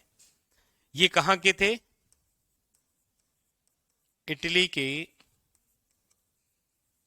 उदीने शहर के। इनका स्मारक कहां पर है? बीकानेर में। समझ गए? बिल्कुल समझ गए। कहां है स्मारक? बीकानेरिया। इन्होंने सर्वप्रथम जानकारी दी लेकिन हमने ध्यान नहीं दिया, इसीलिए आपके पास में एक क्वेश्चन और आता है कि कालीबंगा स्थल को प्रकाश में लाने वाले कौन थे? सर्वप्रथम प्रकाश में लाने वाले।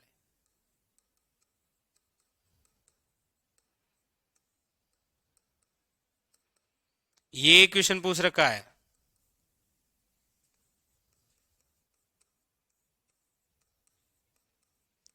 कोई बता सकता है आप में से? और इसी को यदि मैं ऐसे लिखूं कि कालीबंगा सभ्यता की खोज करने वाले कौन थे, तो आप मुझे बताएंगे अमलानंद घोष। क्या नाम बताएंगे? लेकिन खोज ना पूछ के उसने एक बार क्या पूछा, तो वही बात होती है जी। जो खोज कर रहा है वही तो पहली बार लेकर आ रहा है प्रकाश में। हाँ, ऐसे क्वेश्चन और बहुत सारे हैं, जैसा कि देवगढ़ शैली को प्रकाश में लाने वाला व्यक्ति कौन था, बताओ कौन था। जैसा कि गुड़ला नृत्य को प्रकाश में लाने वाला कौन था, शाबाश। जैसे ढोल नृत्य को प्रकाश में लाने वाला कौन था, डॉक्टर जय। ऐसे ऐसे प्रकाश में, जैसे किशनगढ़ शैली को प्रकाश में लाने वाले कौन थे, एरिक डिक्सन और डॉक्टर फियाज अली। वैसे ही एक क्वेश्चन पूछा था कि कालीबंगा को सर्वप्रथम प्रकाश में लाने वाले कौन थे, तो या फिर आपको खोज पूछ लेगा, तो याद रखिएगा वो थे आपके अमलानंद घोष, ए घोष, 1952, याद रखिएगा। हाँ प्रेम सिंह, क्या पूछ रहे हैं।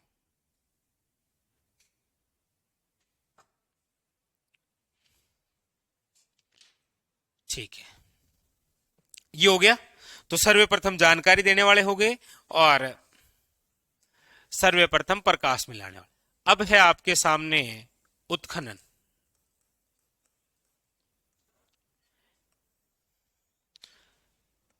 ये जब से आरएसएस भी बोर्ड आया है ना, इसने क्वेश्चन थोड़े यूनिक तरीके से पूछने शुरू कर दिए। तो अब पीछे पीछे आरपीसी भी उसी तरज पर है। कभी क्वेश्चन नहीं पूछा गया, अब आरएसएस भी और आरपीसी ने दोनों ने लगातार पूछा कि कालीबंगा जो स्थल है इसके उत्खनन का कार्य कुल कितने स्तरों में हुआ है। तो आपको याद रखना है उत्खनन जो हुआ है वो कितने स्तरों में हुआ है, 5 स्तरों में, 5 स्तर के अंदर। लेकिन उत्खनन करता कौन थे,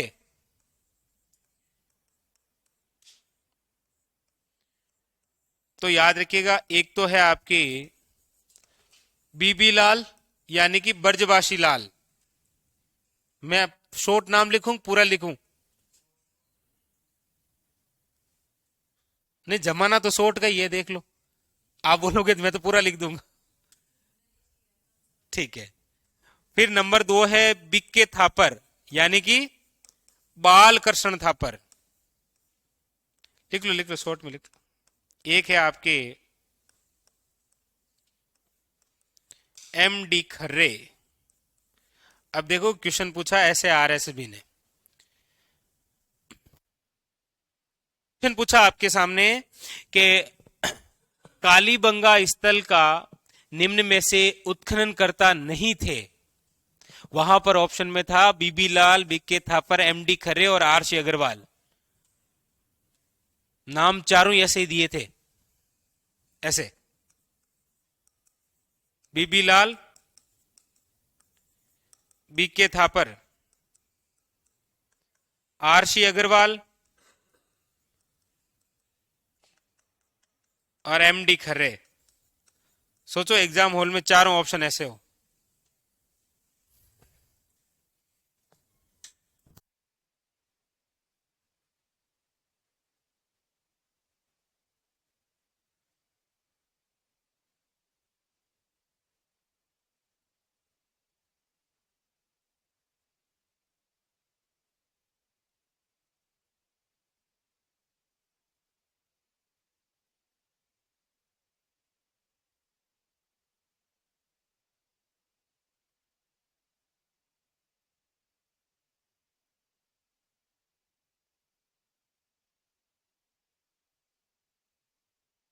तो ये याद रखना कौन सा, उत्खनन।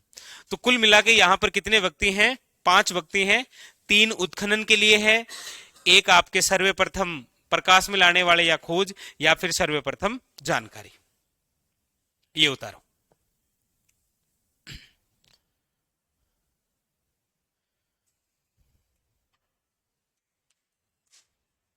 ठीक है,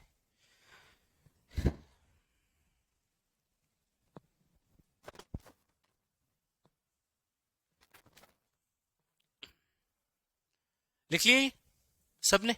तो ये कालीबंगा का बिल्कुल सामान्य सा परिचय है। अक्सर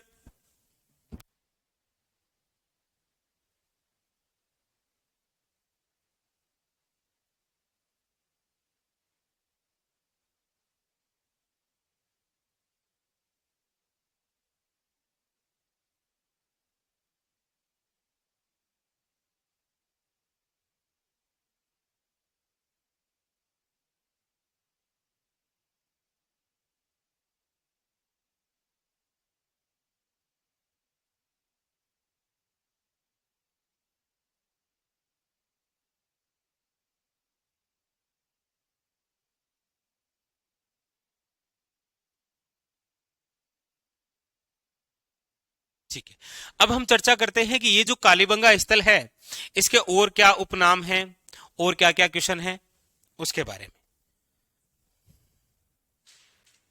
लिखिएगा। कालीबंगा के उपनाम।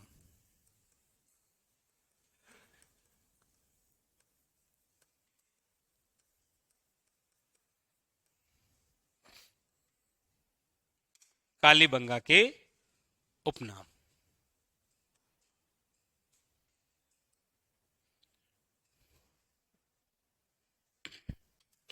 देखिए, सबसे पहली बात कि कालीबंगा जो सभ्यता है इसे कहा जाता है आपके हड़प्पा सभ्यता की, हड़प्पा सभ्यता की तीसरी राजधानी। और कालीबंगा को हड़प्पा सभ्यता की तीसरी राजधानी बताने वाले व्यक्ति भी कौन थे? तो याद रखिएगा, ये बात कही थी डॉक्टर दशरथ शर्मा ने। नाम सुना होगा डॉक्टर दशरथ शर्मा। 2021-22 में आरएसएसबी बोर्ड के जितने भी एग्जाम हुए उन सभी एग्जामों में इस बंदे की पुस्तक पूछी गई है। बता सकते हैं नाम? चाहे वन रक्षक का पेपर रहा हो उसमें पूछा गया, चाहे सीईटी के पेपर रहे हो उसमें पूछा गया। कोई तो पेपर आपने गलती से देख लिया होगा भाई, गलती से तो देख ही लेते हैं आप।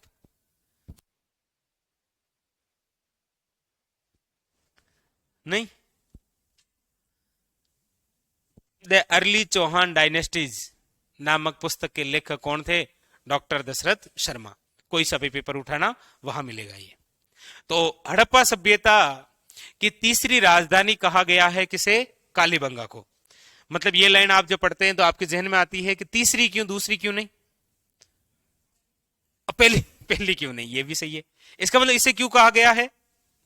देखो, अच्छा सबसे पहले मैं आपसे पूछताछ लेता हूं, सिंधु घाटी सभ्यता का सबसे बड़ा स्थल कौन सा है? सिंधु घाटी सभ्यता जिसका विस्तार कितने देशों में है? पहले तो ये बताओ मुझे, सिंधु घाटी सभ्यता का विस्तार कुल कितने देशों में है?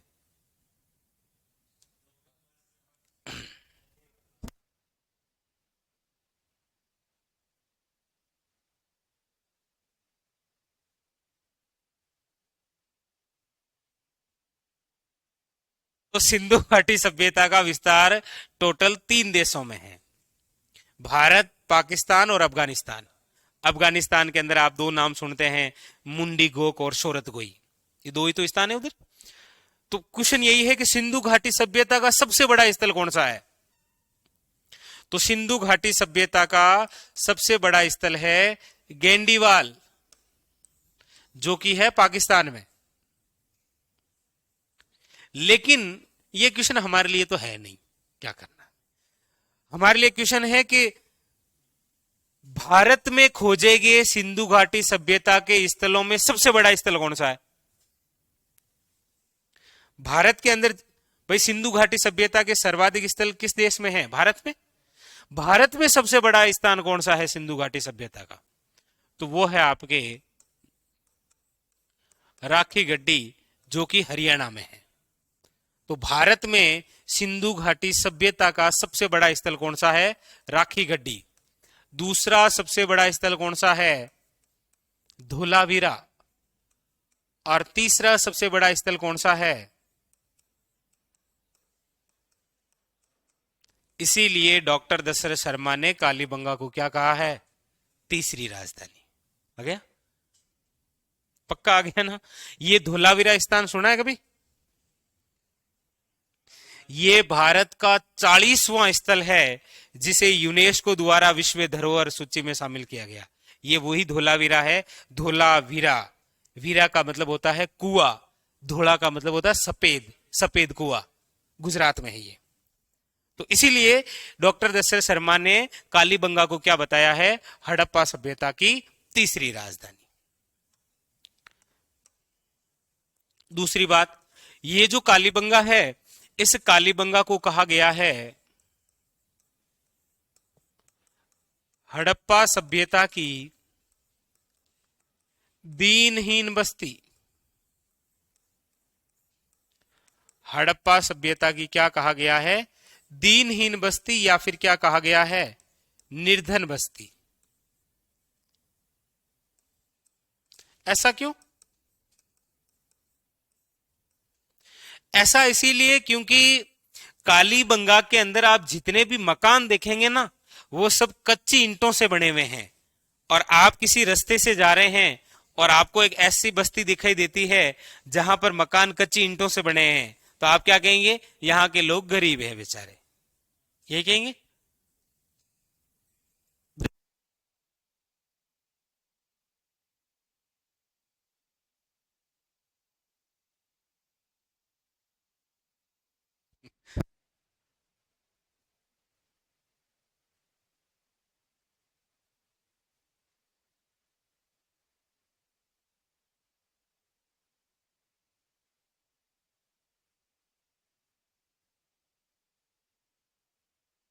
तो इसीलिए उसे क्या कहा गया है? दीनहीन, यानी कि निर्धन बस्ती। आगे हम जब लिखेंगे विशेषताओं में तो ये आएगा। अच्छा, तीसरी बात है कि ये जो कालीबंगा सभ्यता है, इसे कहा जाता है कांस्य युगीन सभ्यता। और इसे कांस्य युगीन सभ्यता इसीलिए कहते हैं क्योंकि यहां से कांस्य धातु की जानकारी है। और सबसे बड़ी बात यह है कि कालीबंगा जो स्थान है वो सिंधु घाटी सभ्यता के समकालीन। नंबर 4, कालीबंगा को कहा जाता है प्रसाधन सौंदर्य प्रेमी की सभ्यता। मतलब प्रसाधन सौंदर्य प्रेमी की सभ्यता इसीलिए कि यहां से हमें आगे लिपस्टिक, पाउडर, दर्पण और कंघा मिलेंगे एक साथ में। उनको जब देखा तो पता लगा अच्छा ये तो कौन यूज करते हैं? जिनको सौंदर्य का शौक हो। इसीलिए इस सभ्यता को क्या कहा गया है? प्रसाधन सौंदर्य। क्योंकि ये कांस्य युगीन सभ्यता है। कांस्य युगीन सभ्यता मतलब सिंधु घाटी सभ्यता है। सिंधु घाटी सभ्यता के अंदर जो लिपि है वो भाव चित्रात्मक है, वो पढ़ी नहीं गई है, तो आइडिया लगाया गया है केवल। और यहां पर महिला और पुरुष दोनों को यह शौक है।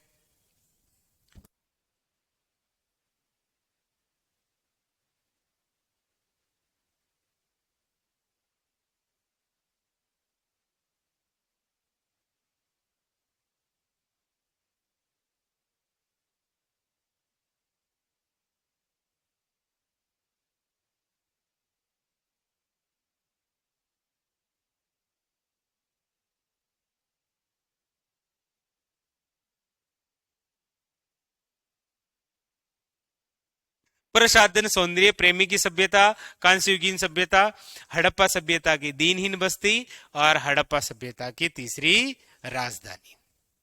कंप्लीट। चलिए आगे। तो ये हो गई आपके कालीबंगा के उपनामों की बात। अब हमें चर्चा करनी है कि कालीबंगा की विशेषता क्या है और मेनली कि कालीबंगा से हमें मिला क्या क्या है। अब सोचो, बाकी वाले स्थलों में आपने इतना कुछ लिखा है कि यहां से ये मिला है, यहां से ये मिला है। जितना अभी तक जो लिखा है ना, उतने पेज इसमें लिखने हैं कि यहां से ये मिला है, यहां से बहुत कुछ मिला है। देखो, तो हेडिंग डाल लो, कालीबंगा से कालीबंगा से प्राप्त जानकारी, साक्ष्य अवशेष।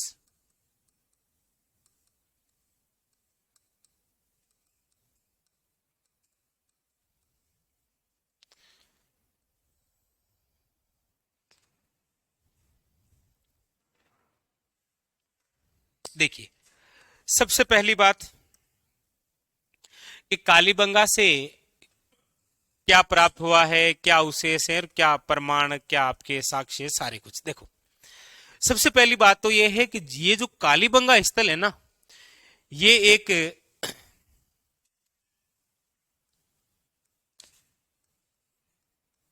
दुर्गीकृत वे अदुर्गीकृत स्थल है।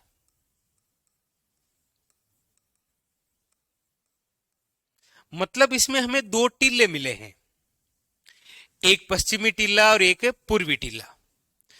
वो दोनों ही टीले क्या है कि चारों ओर से सुरक्षा दीवार से घिरे हुए थे। अब कोई स्थान जैसे आप देखेंगे और ये चारों ओर सुरक्षा दीवार से घिरा हुआ है और वो भी दोहरा परकोटा है, तो ऐसी जानकारी केवल हम जब राजस्थान के किले पढ़ते हैं ना, तब हमें मिलता है कि ये किला चारों ओर क्या है, इसके परकोटा। इसीलिए आप पढ़ते हैं कि राजस्थान में सर्वप्रथम दुर्गों के अवशेष कहां से मिलते हैं, तो आप कहते हैं कालीबंगा से। क्योंकि कालीबंगा जो स्थान मिला है वो दुर्गीकृत भी है और बिना दुर्गीकृत। यानी कि विशेष बात यह है कि कालीबंगा के चारों ओर क्या मिला है हमें, दोहरा परकोटा। और यही क्वेश्चन सबसे इंपॉर्टेंट। लिखो, इसके चारों ओर क्या है, दोहरा परकोटा। इसको आप बोल सकते हैं सुरक्षा दीवार, इसे आप बोल सकते हैं किल्लेबंदी।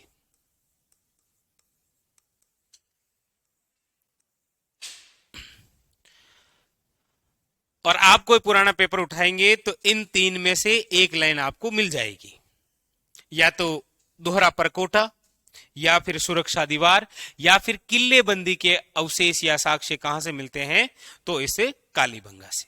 पहली बात तो यह हुई कि ये जो स्थल है ये हमें कुछ इस रूप में मिला है। अब हम ये चर्चा करते हैं कि इस स्थान से हमें और क्या जानकारी मिलती है। तो देखिए, सबसे पहली बात कालीबंगा से हम करते हैं तो वो है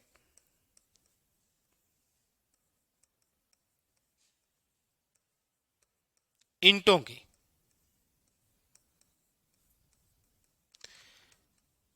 कालीबंगा से सर्वप्रथम बात करते हैं तो वो किसकी है, ईंटों की जानकारी। यहां पर जो मकान हमें मिलेंगे ना, मकान, ये सब के सब किससे निर्मित है, कच्ची ईंटों से।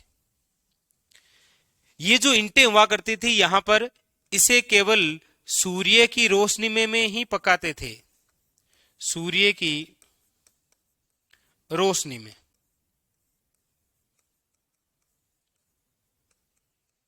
अब तो चलो फिर भी ईंटें पकाने के लिए भट्टे बनाए गए हैं, आज भी आप देखेंगे तो हनुमानगढ़ के अंदर आपको दिखाई देंगी। इसीलिए इन ईंटों को क्या कहा जाता है, याद रखिएगा, सूर्य तापी ईंटें। सूर्य की रोशनी में पकाई गई ईंटें सूर्य तापी ईंटें कहलाती है। और इन ईंटों के आकार की हम बात करते हैं तो 30 × 15 × 7.5 सेमी ईंट देखी हुई है ना। कोई ऐसा नहीं सर, मतलब ये ईंट तो हमें बतानी पड़ेगी। तो ये रही भाई,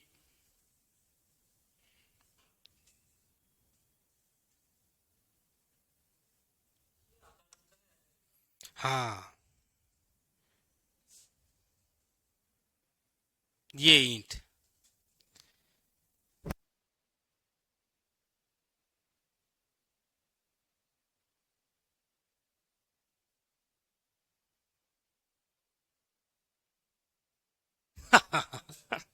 ठीक है। तो इस ईंट का आकार कैसा है? 30 सेमी, 15 सेमी और 7.5 सेमी। कैसे है आकार, समझ में आ गया कैसे? हाँ, ये है और ये। तो आपको तो इतना ईंट कौन सी बनानी है आपको, बट याद रखना है, ये इसका आकार जरूर याद रखना है। ये सूर्य तापी ईंटें हैं और मकान जो है वो किससे निर्मित है? कच्ची ईंटों से। बट यहां एक यूनिक सी बात मिलती है कि मकान तो कच्ची ईंटों से थे, लेकिन नालियां पक्की ईंटों से थी। अब वो अवशेष इसीलिए क्योंकि ईंट पकती किसमें है? ज्यादा पानी में पकती है। जैसे मकान वकान बनाते हैं ना, तो तराई करते हैं कभी? घर वालों ने बोला है कि मकान बना दिया, अब तेरा काम है सुबह सुबह आना और तराई करना, तो आप ईयरफोन डाल लेते हैं, तराई करते रहते हैं। ये तो बात है सच में। हाँ, तो वो इससे क्या हो जाती है? मजबूत। तो ये एक विशेष नोट करके आपको लिखना है वहां से।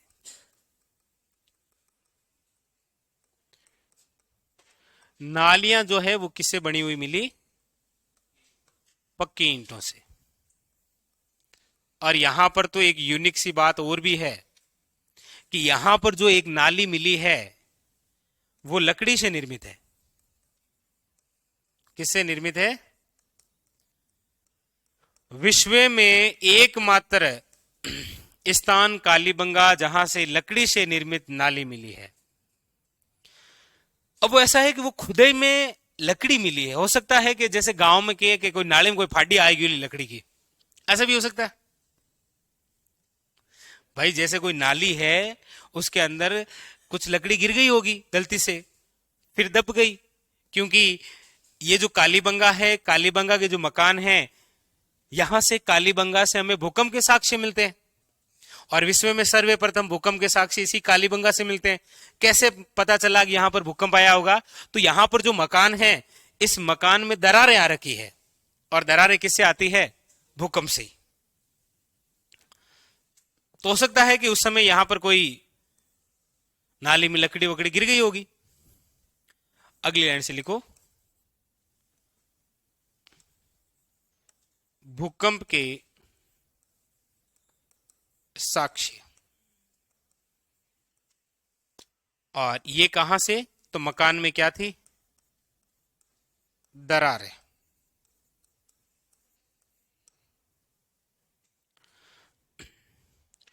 और एक बात और मकान की जो छत थी ना, वो किससे बनी हुई है? वो है लकड़ी की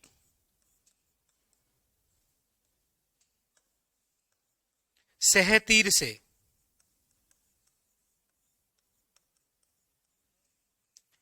मतलब ग्रामीण क्षेत्रों में आप मकान देखेंगे ना, तो जैसे आज तो ऊपर चलो आरसीसी कर देते हैं या फिर पट्टियां लगा देते हैं, पहले पाट लगाए होते थे लकड़ी के पाट, और फिर उसको ऊपर से नीप देते थे गोबर से वगैरह, उससे बनती थी मकान की छत। तो यहां पर केवल चर्चा अभी मकान की हुई है कि कालीबंगा हमें मिलता किस रूप में है। तो मिलता ऐसे है कि इसके चारों ओर सुरक्षा दीवार है, और सुरक्षा दीवार केवल किलों के चारों ओर है। इसीलिए हम पढ़ते हैं कि ये जो स्थान है वो क्या है? दुर्गीकृत। फिर हमने पढ़ा कि प्रमुख रूप से यहां पर ईंटों की जानकारी है, क्योंकि मकान जो है वो कच्ची ईंटों से है। नालियां पक्की ईंटों से निर्मित है। कुछ नालियां ऐसी है जो लकड़ी से भी बनी हुई है, लेकिन मकान के अंदर आई हुई दरारें बताती है कि ये भूकंप के साक्ष्य हैं। तो विश्व में भूकंप के साक्ष्य, लकड़ी से निर्मित नाली या मकान की छत जो लकड़ी की शहतीर से बनी हुई है, ये केवल एक ही जगह से है, वो केवल कालीबंगा है। और कालीबंगा जो स्थान है वो एक कांस्य युगीन सभ्यता है, यानी कि सिंधु घाटी सभ्यता का स्थल है।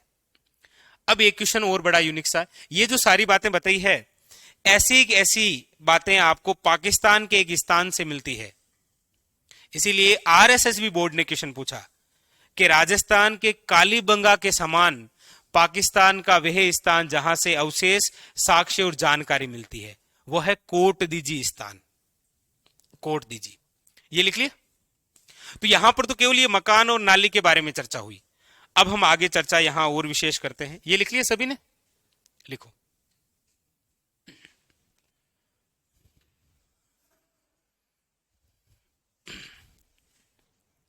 अब हम बात यहां करेंगे, वो करते हैं सड़कों की।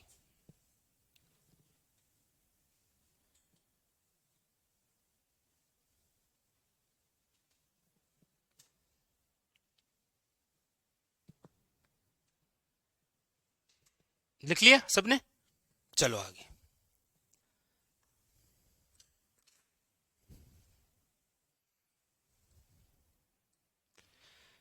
सड़कें।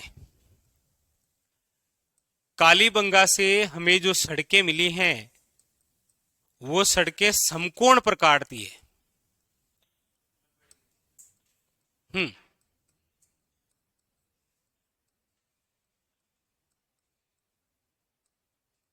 90 डिग्री। समकोण पर कैसे देखो, यानी कि एक सड़क इधर आ रही है ऐसे, ये, और इधर मुड़ने के लिए बिल्कुल ये सड़क ऐसे है, ये भी इधर से बिल्कुल ऐसे है। इधर से एक सड़क आ रही है जो इस प्रकार से है, यानी कि सड़कें हैं जो बिल्कुल कैसी है, देखो 90 डिग्री बन रहा है ना, यहां पर समकोण बन रहा है। ऐसी व्यवस्था कहां होती है? जैसे अभी आए यहां आप, अभी जैसे ये गोपालपुरा बाईपास रोड है ना, इधर से आप थोड़ा सा जाएंगे तो आपको बिल्कुल ये रोड इस प्रकार से मिलेगी। ऐसा नहीं है कि ये रोड इधर से ऐसे है, ऐसे थोड़ी है। ये ऐसे से सड़कें हैं जो केवल आपको मिलती है शहरी क्षेत्रों में। इसीलिए आप पढ़ते हैं कि कालीबंगा जो स्थल है वो एक नगरीय स्थल है, क्योंकि गांव में पता ही नहीं चलता कि, वो एक यूपी की बहुत प्रसिद्ध बात है, कौन सी, कि यूपी की सड़कों को देखकर पता ही नहीं लगता कि सड़कों में खड्डे हैं या खड्डे में सड़क है। ऐसी है क्या आपके उधर यूपी में? हाँ ऐसे है तो अरे सही है। तो ऐसी जो सड़कें हैं वो केवल कहां मिलती है? नगरों में। गांवों के अंदर तो पता ही नहीं चलता गली में मार्ग है या मकान में गली है, क्योंकि इधर से निकला चाचा के घर से बाहर निकलेगा वो, इधर से घुसते ही ऐसे। तो यहां पर क्या है, सड़कें हैं वो कैसी है, और इस प्रकार की जो सड़कें हैं वो क्या कहलाती है? जाल पद्धति। जाल होता है ना, ऐसा होता है ना, इस प्रकार से।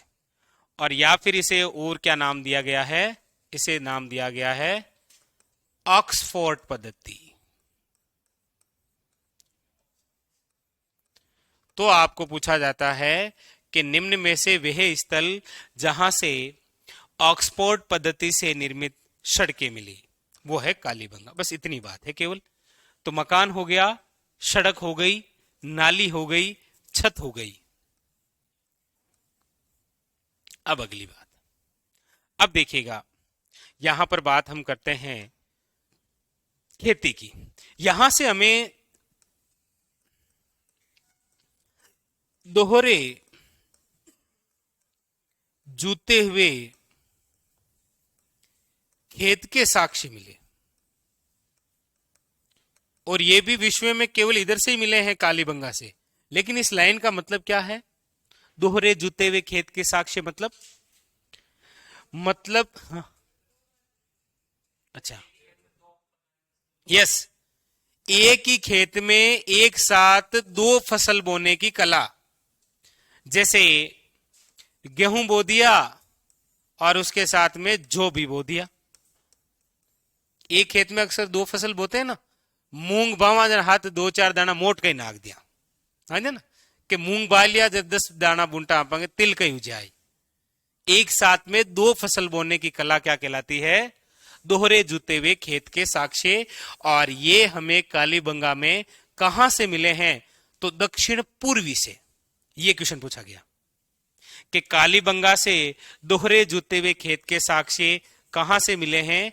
तो दक्षिण पूर्वी। और इसका मतलब होता है एक साथ दो फसल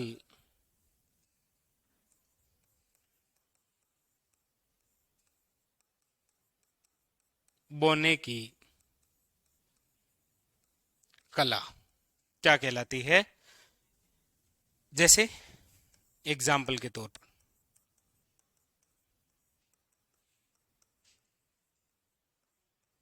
गेहूं के साथ जो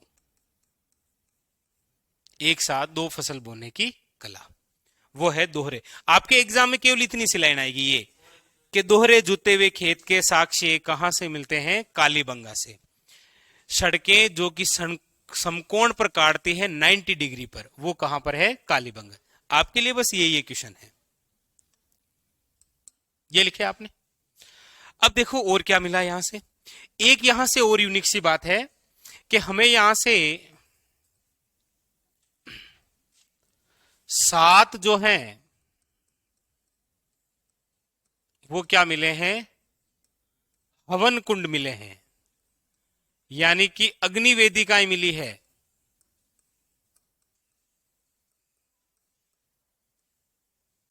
और जब इन हवन कुंडों को खंगाला गया तो यहां से हमें जानवर की हड्डियां मिली है।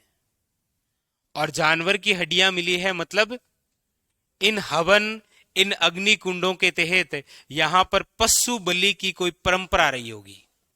ठीक है। अच्छा, एक और आंकड़ा याद रखिए, यहां से हमें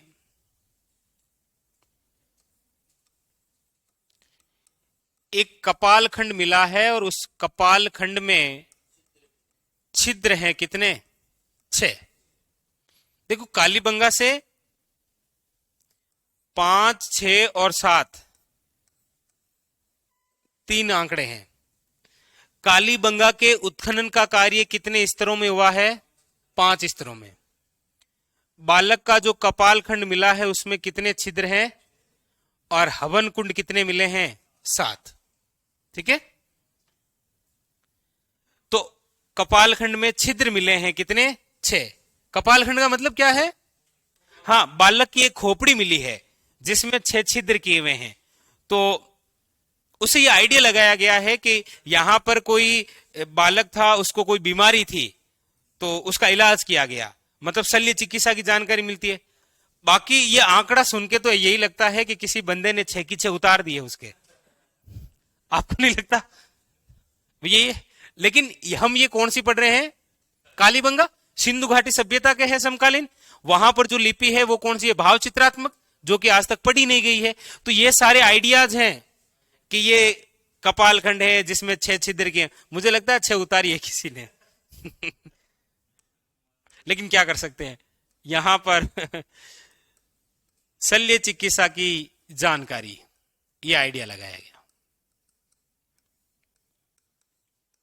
जानकारी रही है, लोग यहां पर ये भी जानते थे। कपालखंड। इसीलिए यहां पर लिख देता हूं कि यहां पर जो लिपि मिली है ना, वो लिपि कौन सी है? वो है भाव चित्रात्मक। और भाव चित्रात्मक लिपि का मतलब होता है कि चित्र देखकर भाव समझना। बाकी ये पढ़ा आज तक नहीं गया है। इसके बहुत सारे अलग अलग नाम हैं, जैसे भाव चित्रात्मक लिपि है, इसी का एक अन्य नाम है चित्राक्षर लिपि है, इसी का एक अन्य नाम है वस्त्रोफेदम लिपि है ये, और इसी का नाम क्या है? गोमूत्र लिपि है। इसी का नाम क्या है?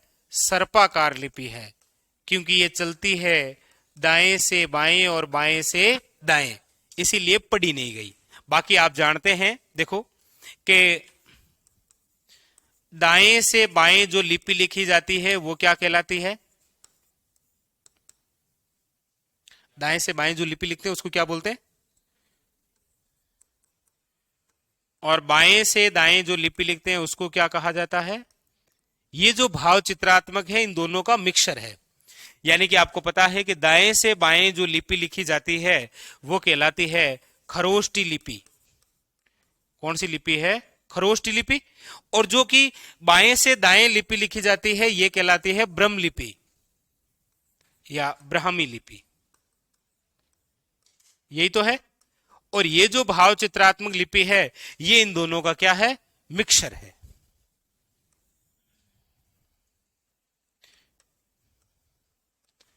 दाएं से बाएं वे,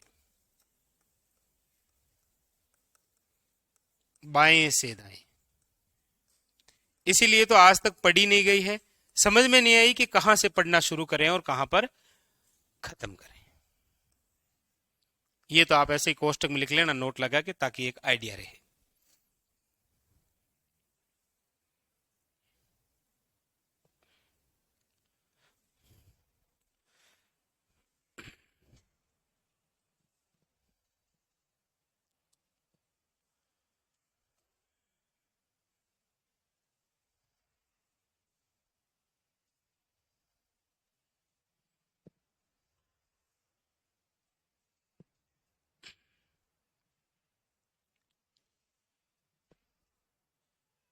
लिख लिया?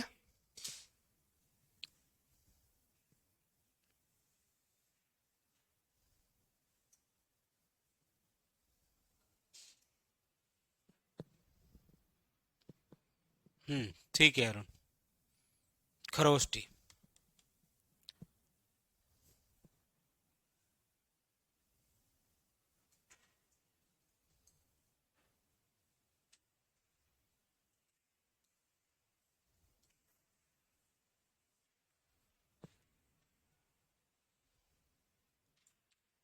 लिख लिया सभी ने? चलो अब देखो, इसके अलावा जैसे यहां और हम चर्चा करते हैं तो हमें यहां से बेलनाकार मोहरें मिली है, और ये जो बेलनाकार मोहरें हैं ये मेसोपोटामिया की है। इसीलिए आप पढ़ते हैं शुरू से कि सिंधु घाटी सभ्यता निम्न में से किस सभ्यता के समकालीन है, तो मेसोपोटामिया पढ़ते हैं ना। तो यहां से हमें बेलनाकार मोहरें मिली है। इसके अलावा आगे हम और चर्चा करेंगे, तो यहां पर जो समाधान हुआ करता था, यानी कि जो अंतिम संस्कार हुआ करता था, वो 3 तरीके से हुआ करता था। इसीलिए यहां पर एक यूनिक सी कब्र मिली है जिसका नाम है चिरायु कब्र। चिरायु कब्र का मतलब एक अंडाकार और एक आयताकार।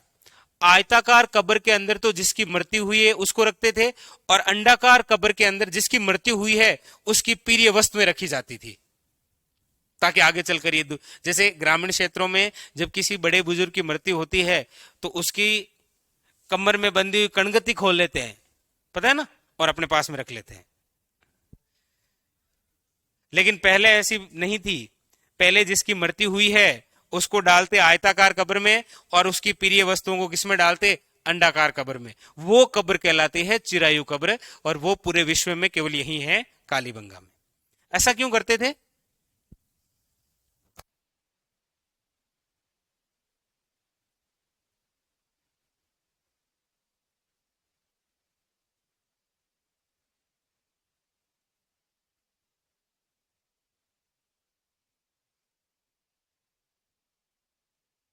चलो चलो, तो फिर आज के लिए इतना ही, बाकी की चर्चा कल करेंगे।